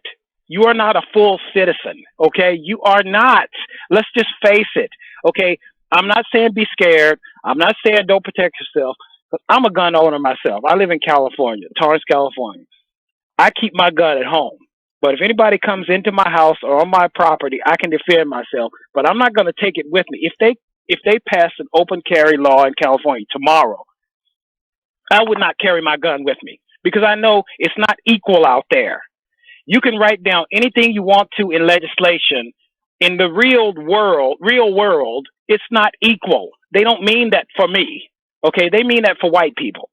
So that's one thing. And like I said, I'm not disparaging the people who've been killed. God rest their souls.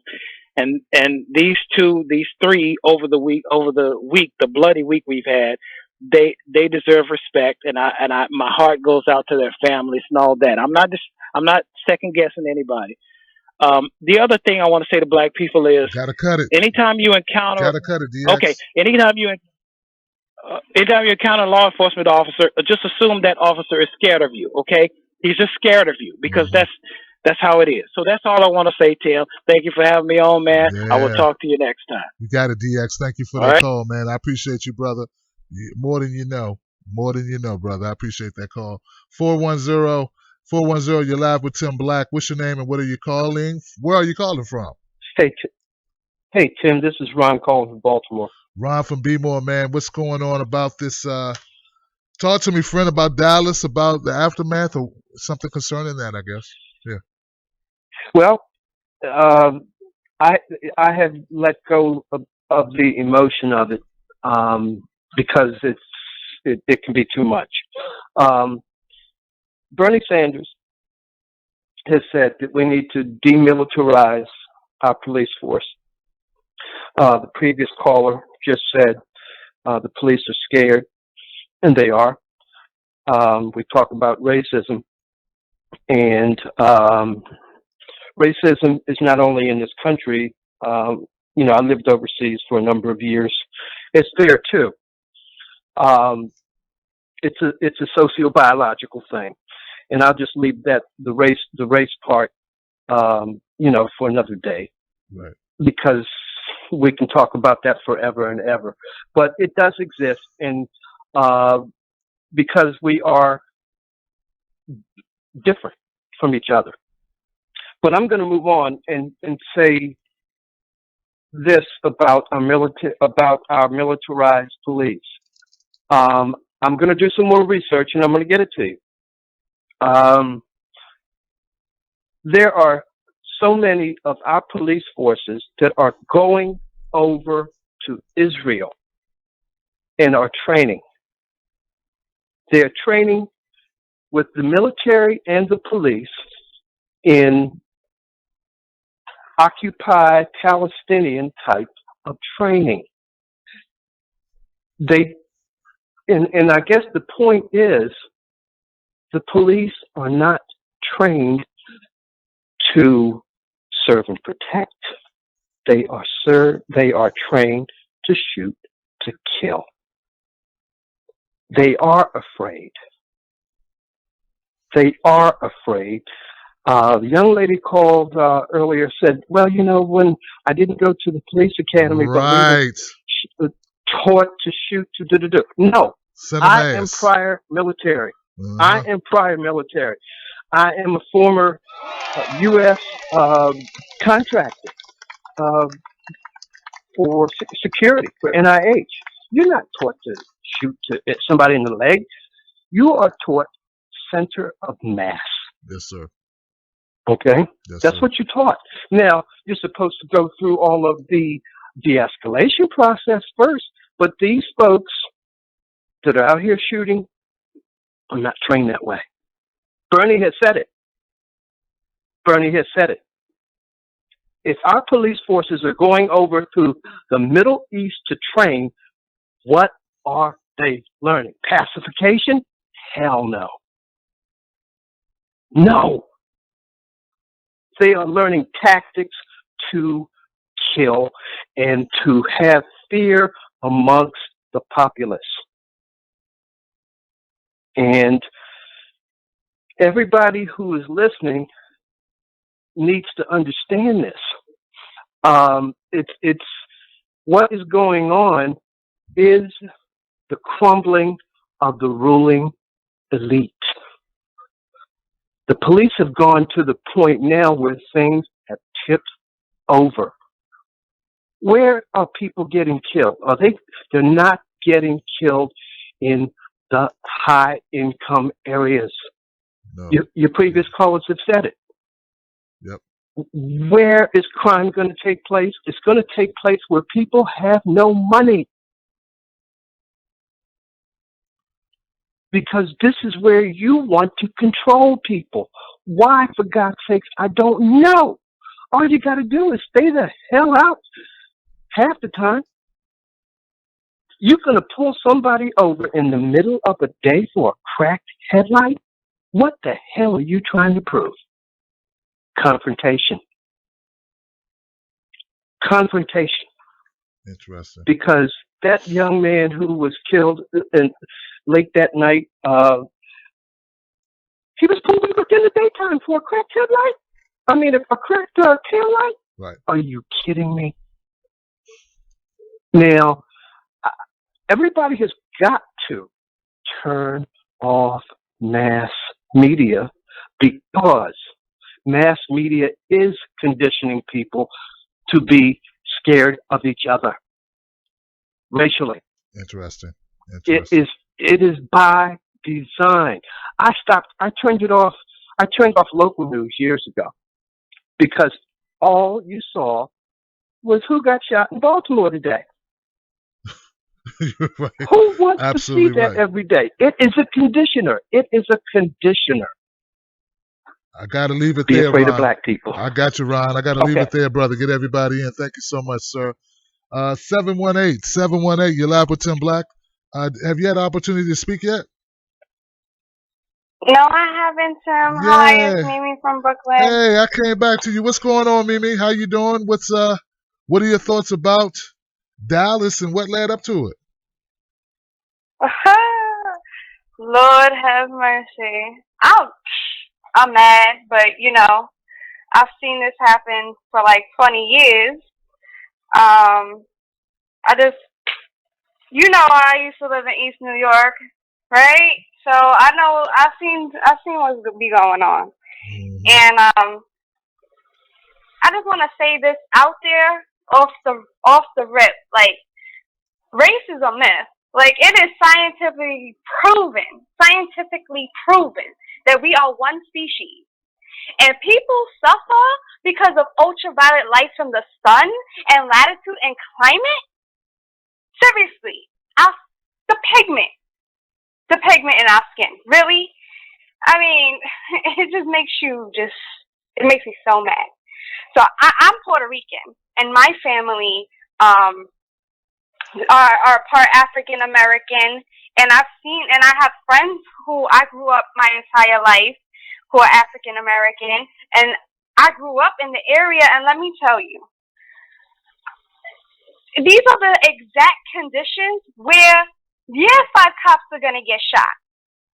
These are the conditions. Because when you look at it and you look in the past, history repeats itself.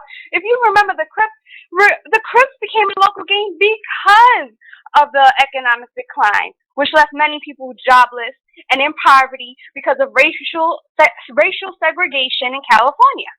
And then you can look at the Black Panthers, and they used to ride around and follow police, behind them, armed, and citing legal statutes, so that they can make sure that an African American can get out of a situation safely.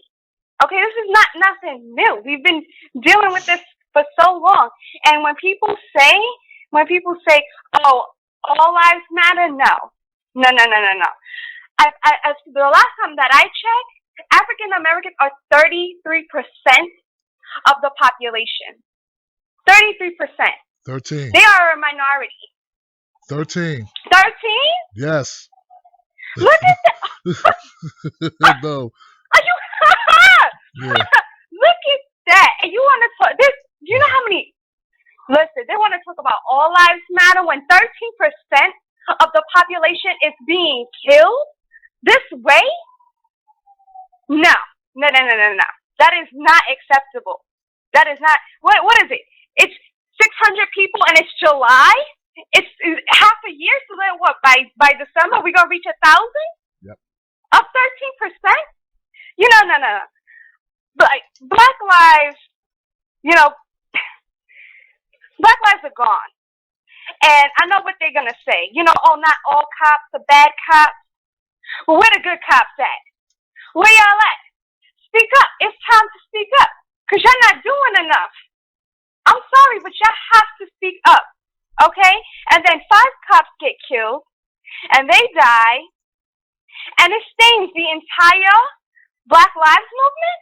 Right. It stains the whole entire Black Lives Movement. Right. Right. You're right. I mean, we were kind of trained growing up this way. We couldn't even walk down the street if a cop car came by. We're all looking at it. Yep. All eyes are on them. Okay, we look at them as people in blue. We don't see them as any other. I'm sorry to take the opposite, but I can see this. I can see where all of this is coming from, and you can't tell me. And then I saw a video the other day where a cop put a gun to African American's head at basically blank point, and he gets charged. But if you kill a Black person, you get a paid leave. So you have to take a life, and you get a paid leave, so you're good. You're good if you get rewarded if you actually kill them. Wow. And one of your callers earlier said, race it's the class. Well, no. Race is connected to class. Okay, they go hand in hand. All right. There were slave owners. What do you think those slave owners were? Okay. Yeah. They had the money. They were the 1%. It's hard to wrap my mind around these things when you see all this happening. I hear you, Mimi. I gotta Black get to. lives are taken. Yeah, Mimi. I gotta get to one more call. Thank you so much for your call. I appreciate you. You know I do. Let me get to this last call. My phone's about to cut off. I hope it don't do it before I can do it. Thank you, Mimi. I appreciate you, lady. Last caller, 312. You're live with Tim Black. How you doing? Oh, it's me, CJ from Chicago, Tim. CJ, man, you the last call, man. You right on time, man. Talk to me, CJ. What are you thinking about Dallas, and what are you thinking about what happened with the shootings this week? It's terrible. I watched both videos of those guys getting killed. I saw one of their sons weeping uncontrollably. I saw a guy's girlfriend watch her man die right next to her. And then we had a sniper wiping out tons of people at once. What a horrible couple of days. I'm going to speak quick because I know I'm about to get cut off. Everyone needs to talk about getting rid of institutional racism, here is one thing I will put forward. You remember that old Eddie Murphy skit where he walked around as a white man? You want to see if somebody is racist deep down, like if racist or just deep down they know they have it better? I wish there was a way that we could make every white person decide, would you walk around dressed as a black person for one day or not?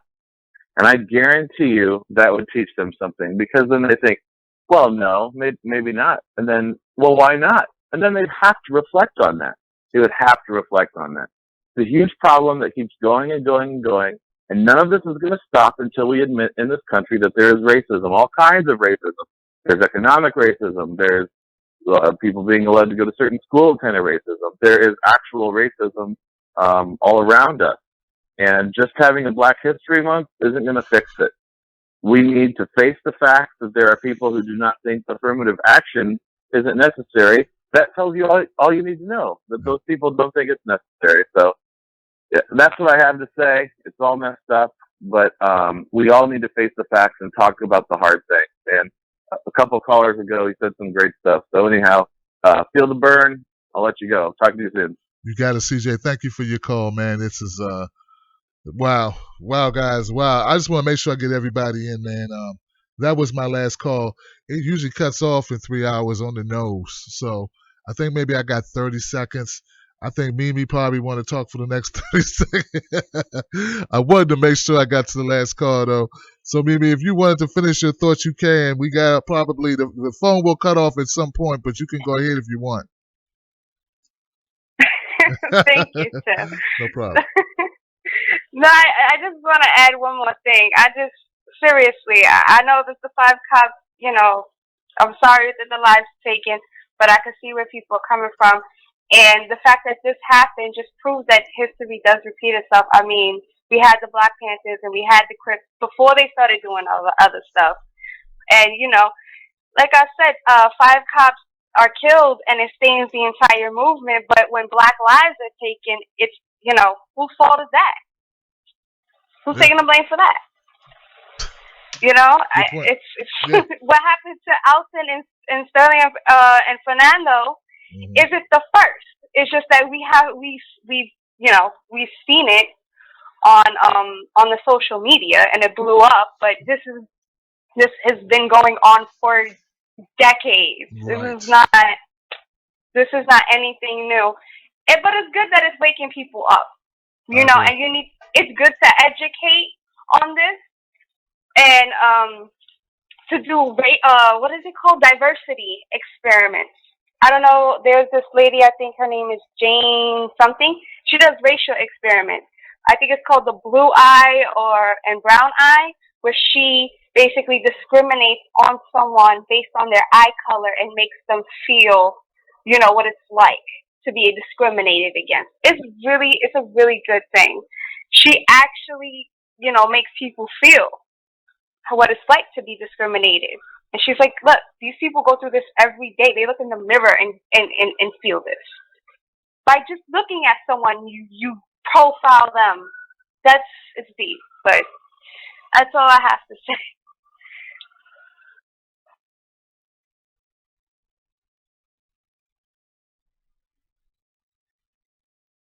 Tim? Oh, thank you.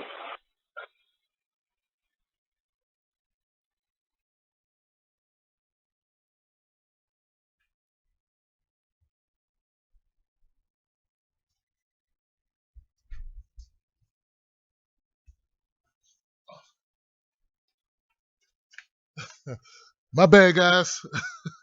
My bad. Sorry about that, guys. I had to run out. Yeah, I told you it was going to end. It's crazy. All right. Front door. Guys, this has been a remarkable show. I want you to know that. It started off very rocky. My bad. Need new stuff.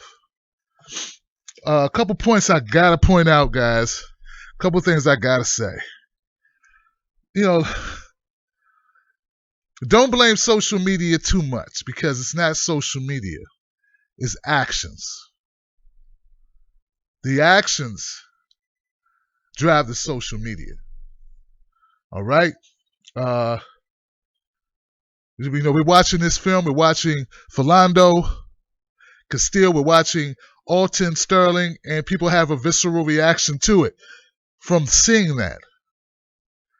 Just imagine if we could have saw a lynching.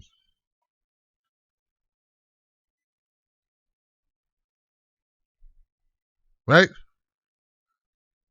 Could have saw that, right? I mean, if we had smartphones 50 years ago, who knows what we'd be seeing? Who knows what some people have seen? So we got to change the actions. All right? We got to change what people are actually doing. Now, I'm definitely not saying, I'm not even going to suggest, and I don't even think I need to say this about, I'm not justifying anybody's action. Of course not. But I'm going to tell you this. We have enough wrong in this society to make an unstable person lose his mind anytime. It doesn't even have to be cops. All right, cops are they're the representation of the government in the average person's life that they deal with. The animosity towards that can be exhibited for many reasons. Are you living in poverty? Did your job get sent overseas? Meanwhile, some rich guy on Wall Street is living it up, never see a day in jail time. Did someone take your pension? Someone raped your daughter and it was a cop and they got off? I mean, I'm just saying, like, there is so much wrong in this country. With 30-something% of black children live in poverty, I don't know what what it is across the spectrum. There is so much wrong. It would not take a lot for people to lose it. In fact, I think we should be happy more people don't lose it. What about that? We have people living outside, not because, they don't like living indoors. They're just lazy. No, we got a system that eats us young every day. Every minute of every day. We have a prison industrial complex that brings children in for 9 violent offenses and keeps them 10 years, institutionalizes them, pushes them back on the street with no real job skills, no prospects, no rights, have a felony, can't get a job. And you say when people act out and they shoot the representation of the government, they act as if, I don't understand where this comes from. I don't get it. You're damn right we have institutional racism. How would you feel if you went to Afghanistan, risked your life, maybe saw friends get blown to pieces by IEDs, come back and somebody give you grief? I mean, I know when my dad went through his post-traumatic stress disorder and became an addict overseas, they didn't have nothing for him.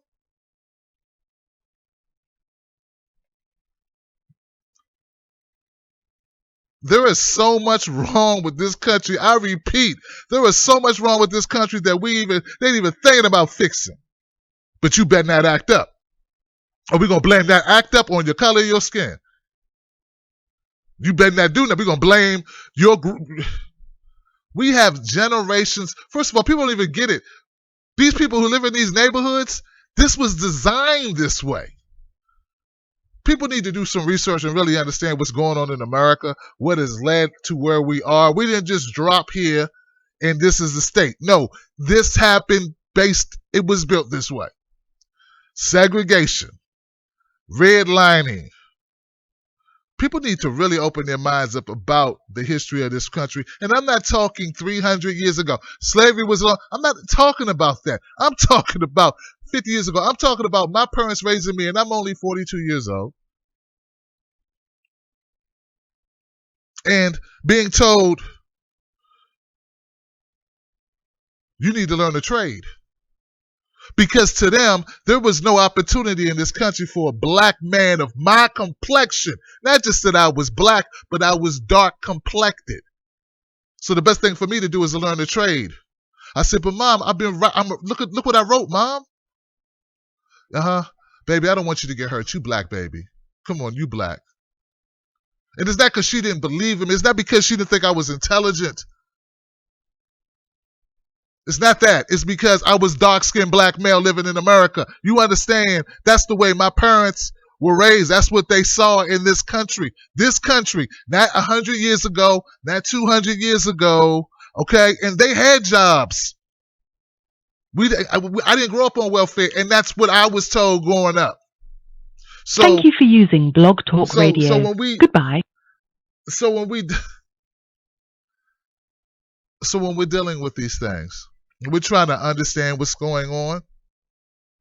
What you're seeing are symptoms, folks. We see symptoms of problems, and we try to, and we look at them, and we go, oh, okay, but we never treat the germs. We never treat what causes the cold. We just treating the runny nose. We just treating the cough. Here, take these pills. Oh, you got the chills? Throw this coat on you.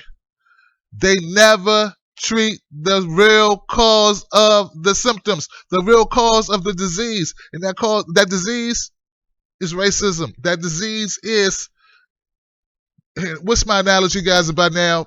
Most of you know it. Some of you need to know it. America, here's America for you. America is a table with 12 apples on it. There's a white guy, there's a black guy, and there's a rich guy. Notice the rich guy has no color. Him rich. The rich guy picks up the 12 apples and starts running away with them.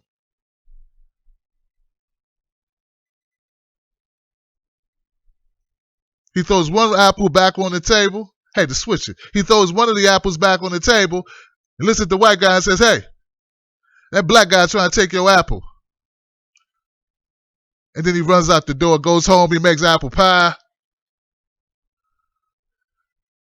makes some apple crisp, makes a couple of candy apples. And meanwhile, the white guy and the black guy fight over that apple until they kill one another. That's America. And if we don't look at that, we never fix what's really going on in America. So if we spend our time fighting over a apple, meanwhile, this guy has all the apples, who's benefiting from the fighting over the apple? And what's the greatest extension of that? Cops, you are a pawn in the game. When you gonna realize you a pawn in the game? When you gonna realize, hey, I know you want to do good for your community. Guess what? When you push people through the prison industrial complex, you ain't doing no good for the community. I'm sorry, sir. I'm sorry. You're just not. I'm beyond sugarcoating it. I don't have time to do that. This is look, we gotta change some laws, man. We gotta change how we do business in America, ladies. When I say we need to get rid of Black Lives Matter, it's not because I have any problem with their tactics. I think we should be ruder. Because you know what? Poverty ain't nice. Burying your child is not nice and fun and polite to bury your baby. All right?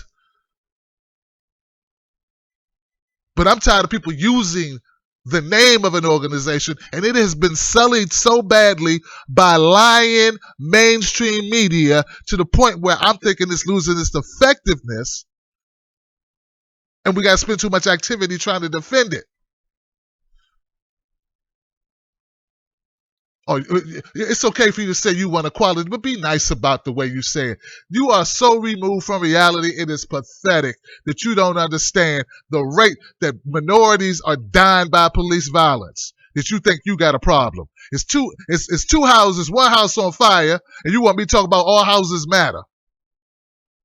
Well, yeah, that one's fine. I don't see no smoke coming out of it. The burning house is the one we need to save. It's the one burning.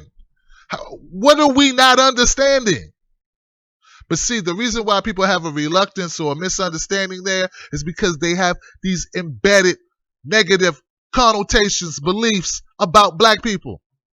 Still, somehow, some way, they believe those people probably deserve it. That's the truth. That's what's at the bottom of it. That's the real truth. That's it. That's at the core of it.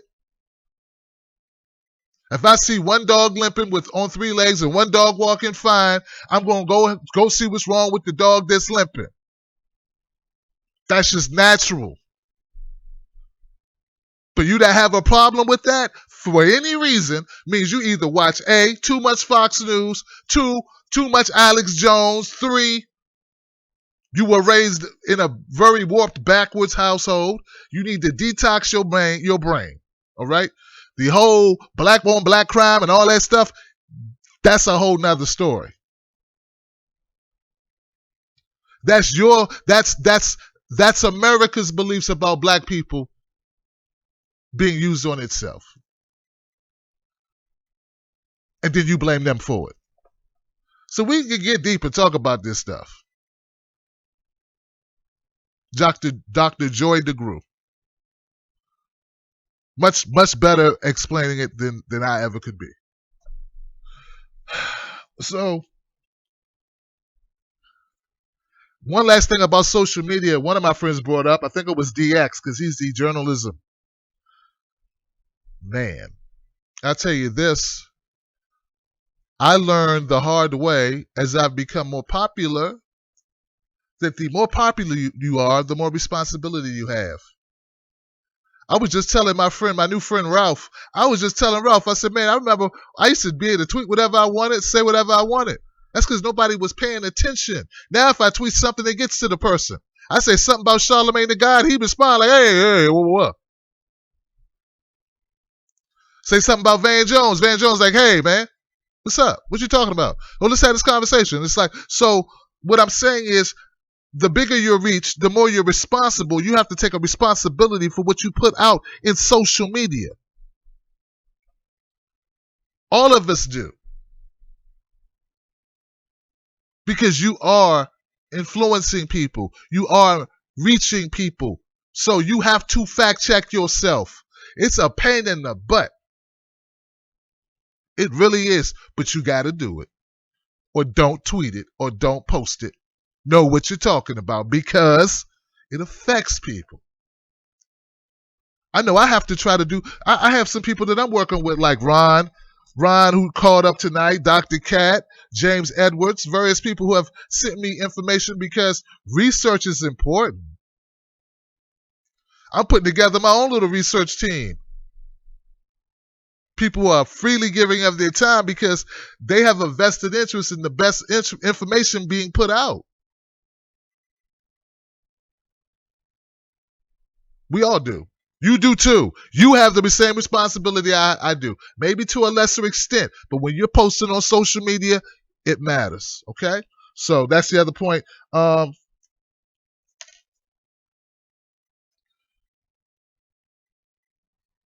Open carry rights. DX point about black people in open carry. I defended the man exercising his right to open carry.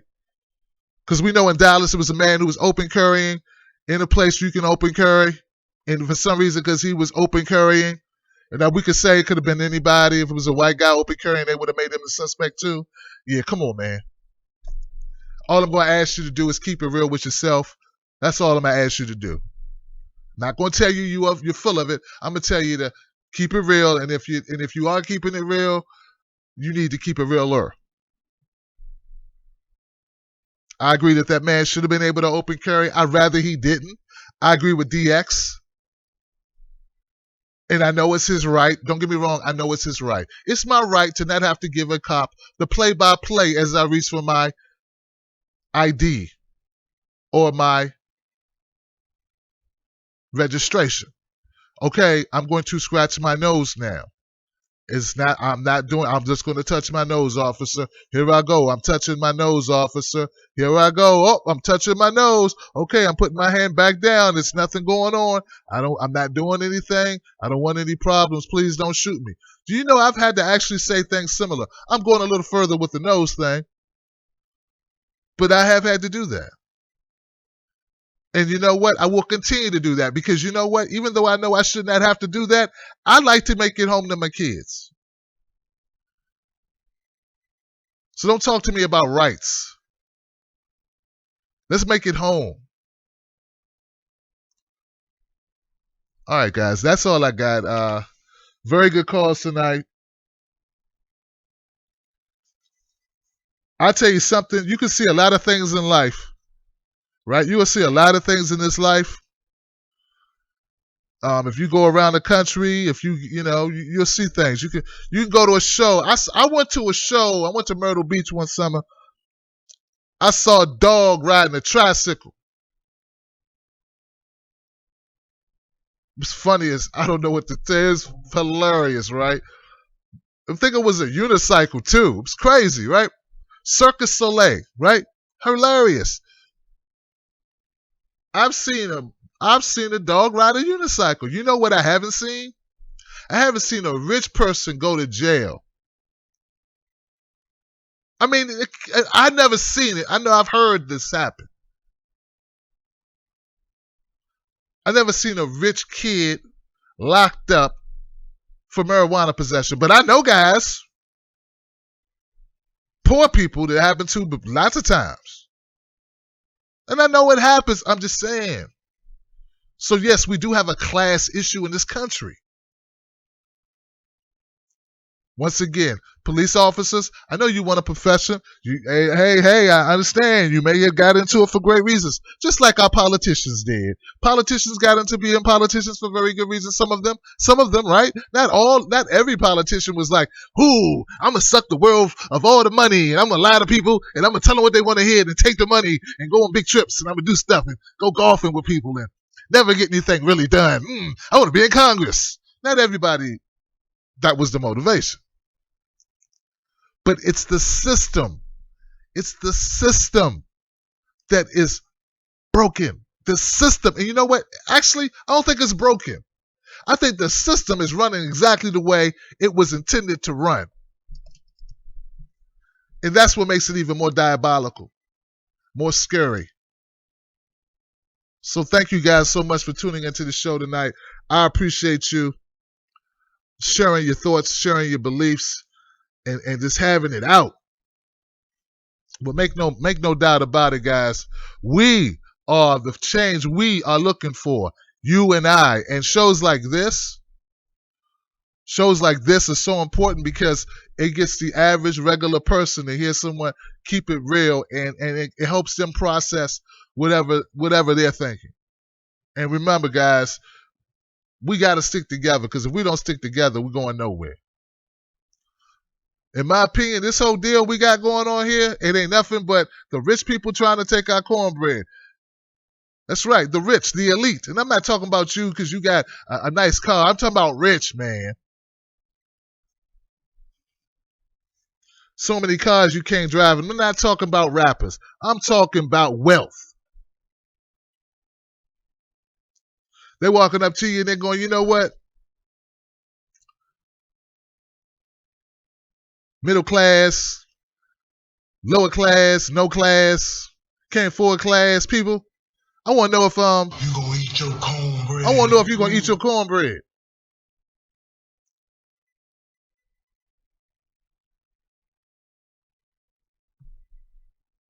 And thanks to shows like this, and thanks to callers who call up and contribute, because this show would be nothing, man, without you. It's so much more. It's so much better with people calling in and voicing it, whether it be in the chat room.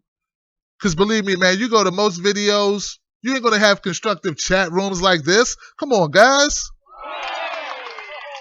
People not calling each other the N-word and a bunch of crackers and evil Jews. And like, do you realize what's going on in the cesspool of the internet? We have a virtual fantasy land. I'm trying to tell you.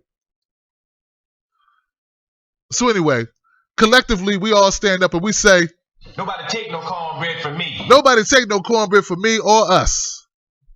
But see, then they use this situation. It's horrible. They use whatever they can to divide you. Because you know what? We was probably coming together pretty good behind that Bernie Sanders guy, wasn't we? Oh, yeah, we was coming together, forming Voltron. A whole lot of us. All of us coming together. There was a mood in the country of oh, no, we're not going to put up with that Hillary.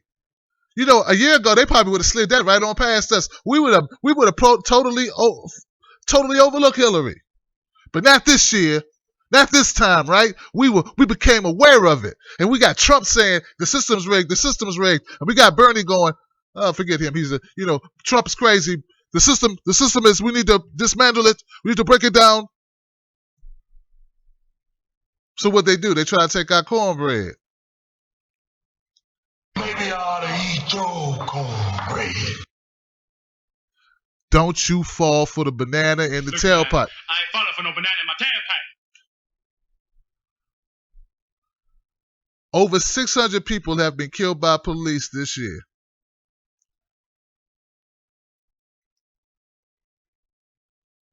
Why these two?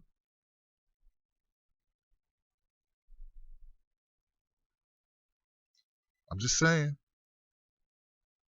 And now look, I don't know why. But I don't believe in accidents. Coincidence, coinkydinks. I don't believe in that. Not in this country. Not in a country that's controlled to this extent. Not in a country when all the media, 90% of the media is controlled by 5 companies. Nah. When everybody cover the same thing, I'm always going, I mean, if it's 5 pizza joints, we just pick up the phone and say, hey, man, what toppings you trying to go with this month? What we want to do. I mean, where they going to go? Tim Black?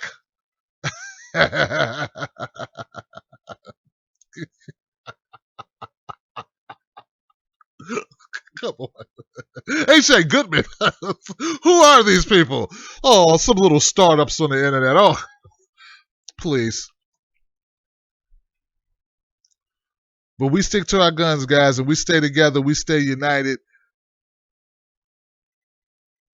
We can let them know. There's going to be consequences and repercussions. There's going to be consequences and repercussions, guys. Thank you so much for tuning into the Tim Black Show, man. I will see you back here Monday at noon for Progressive News with Tim Black. Then we do the night show, as you all know. Thank you so much, guys, for being here. This weekend, I will be posting random videos on Instagram. Follow me at Tim Black at Night if you can afford it. And if you value this content, I would really appreciate your support on this channel. It's obvious a brother need a little, brother might need to upgrade a couple things. I'm tired of not being able to do the show the way it should be done. But I thank you so much for what you've done so far. You guys are great. You know who you are. Those people who already contribute to the show, who keep the doors open, who keep the lights blurring. Thank you so much for what you do. I'm serious. I appreciate you. I ain't calling you out. I ain't trying to embarrass nobody. But I love you for it. Thank you. You helped me be of service and of value to so many people, and I want to thank you for that. Gets me out the bed every day, makes me feel like I got a mission. So thank you. That's it. We will resume coverage on Monday. I'll see you this weekend, though. Follow me on Twitter at Tim Bartender. And look, man, I got my favorite comedian. Walking around in a time like this, he probably say, hey, Tim Black, you did a good job tonight. You had good callers. Why don't you go ahead and let's sprinkle some crack on him and get out of here. Well, I don't got no crack, Dave, but I got some facts. We just sprinkle some facts. And I'm out of there. I'm Tim Black. I'll catch you next time. Let's play some music. Get up out of here, you guys. You guys are great. And we'll do it again next time. And can I play the music, please?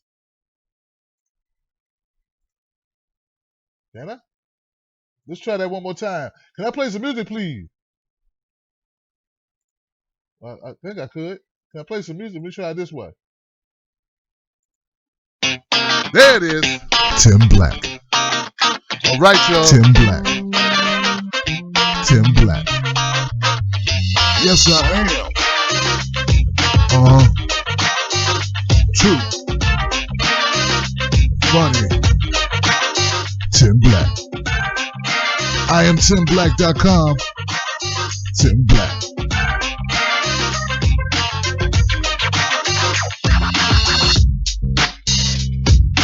You guys guys are amazing. Mary Jane, Catherine Somerville, and Jennifer Vickers. Thank you for being here, for everything you do. Thanks for sharing the show, guys. And thank you for tuning into the show, Danielle. Yes.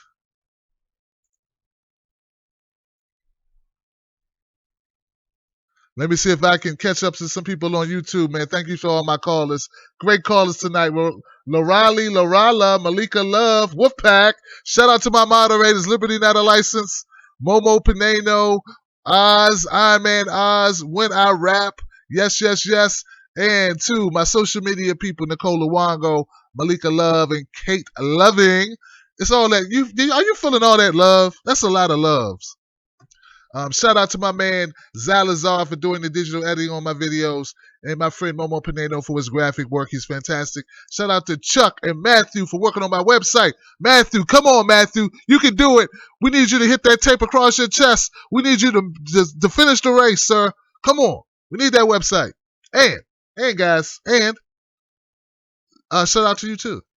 And Tracy Navarro, Becca C, Mimi Martinez, Michael 2112, Iron Man, my man, Red Eye. Red Eye's in the house. Fred, Dave, Gina, Bronx. One love. One love. You know it, Paul, Oliver, Bond, Bass. Thank you so much, man. You know it, man. We got the best thing going on the internet right now, guys. Don't you let the smooth taste fool you. TYT got more viewers. We got more heart. All right? They got more viewers. We got more heart. Definitely more love. And definitely, hands down, a way better chat. All right? All right. Come on. Have you been over there? Jesus. Woo. Woo. It's like, goodness gracious, it's horrible. You read their comment sections like reading something out Stormfront, man. Some people just watch them to troll. That, woo. Lord have mercy. Bond, yeah, I saw you. Biology, Bio, how you doing? Jennifer Lynn, Out Politics 65, Impala. Bob, Rusty Shack, Eagle Yako, Bob, Bruce Linnell, CMS Sultana, Lord S. Lucky. All right, Brewers for Bernie. And Sheila Ellis, Toxic Agnostic, H.G. Osby, Quinn Peterson, what's up? You guys good? You guys gonna have a good weekend, right? I'm not gonna have to worry about anybody in my wolf pack, right? Look, guys, join Tim Black's wolf pack.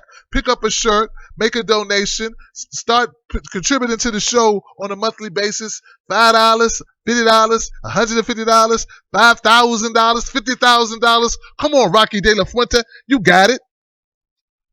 Rocky De La Fuente, you got the money. Come on, man, help me out. How you gonna be a how you gonna own 3 banks so you can't contribute to my show? But you can come on my show. Come on, man.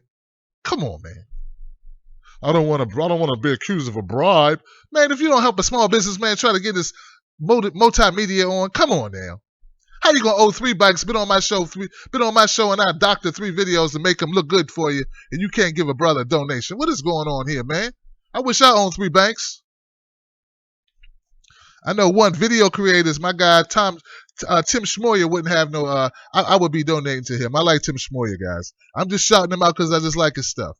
He's been very helpful. Him and I'm thinking of somebody else who's pretty good. A good guy. What's his name? He does videos about all types of things regarding YouTube. I can't remember his name. I see his face. Create something, make something amazing. That guy, you know the guy? Anybody know that guy? All right. I feel bad not remembering his name. That's going to haunt me. I hate when I'm thinking of a guy, but I can't remember his name. Create something amazing, guy. Donate how? Go to PayPal. Tim's Take Live, Danielle. Tim's Take Live. Look, timstake2@gmail.com is my email address. If you want to do a one-time donation, go to PayPal. timstake2@gmail.com. If you just want to click on the link and go to it, go to IamTimBlack.com. That'll take you to my YouTube channel. And then you got a link. You just click on it, and it'll take you right there. All right? What is the guy's name that does the very cool shows about helping you with your channels and stuff? John, you know I can accept it, John. John Jewel, you know I can. Jules Frazier. Thank you, Jules. And Jules, we need to find out about your show. Pizza. No bananas in the tailpipe. I love it, man. You realize all of the terms we done come up with on this show that's hilarious? We got our own lingo, guys. We got something good going. And it wouldn't be nothing without y'all, so thank you so much, man. All right? All right. Roberto Blake? Roberto, that's his name. Roberto, he got a lot of hair, he puts it in a bun. You guys know what I'm talking about? Roberto Blake. I took long enough to find his name. Create something amazing, and my friend Tim Schmoyer. All right. That's it. And last but not least, he real popular, so I don't need to shout him out, but I will. Gary Vaynerchuk. Let's start the show. All right, guys. You got it. All right, I'm going to go. I'm gone again. I'm gone. I love you. I'll see you. I done said bye 5 times. See how I get? I need to stop. I ate right all week. I'm going to go get a slice of pizza. I know it's wrong, but I haven't had any pizza all week. See? Can you tell? See how my cheekbones are showing? I'm losing weight. You're right. I'm trying, though. All right, guys. I'll see you in Philly. Nighty night. You got it. Miss Somerville just said nighty night. Kate Somerville just said nighty night.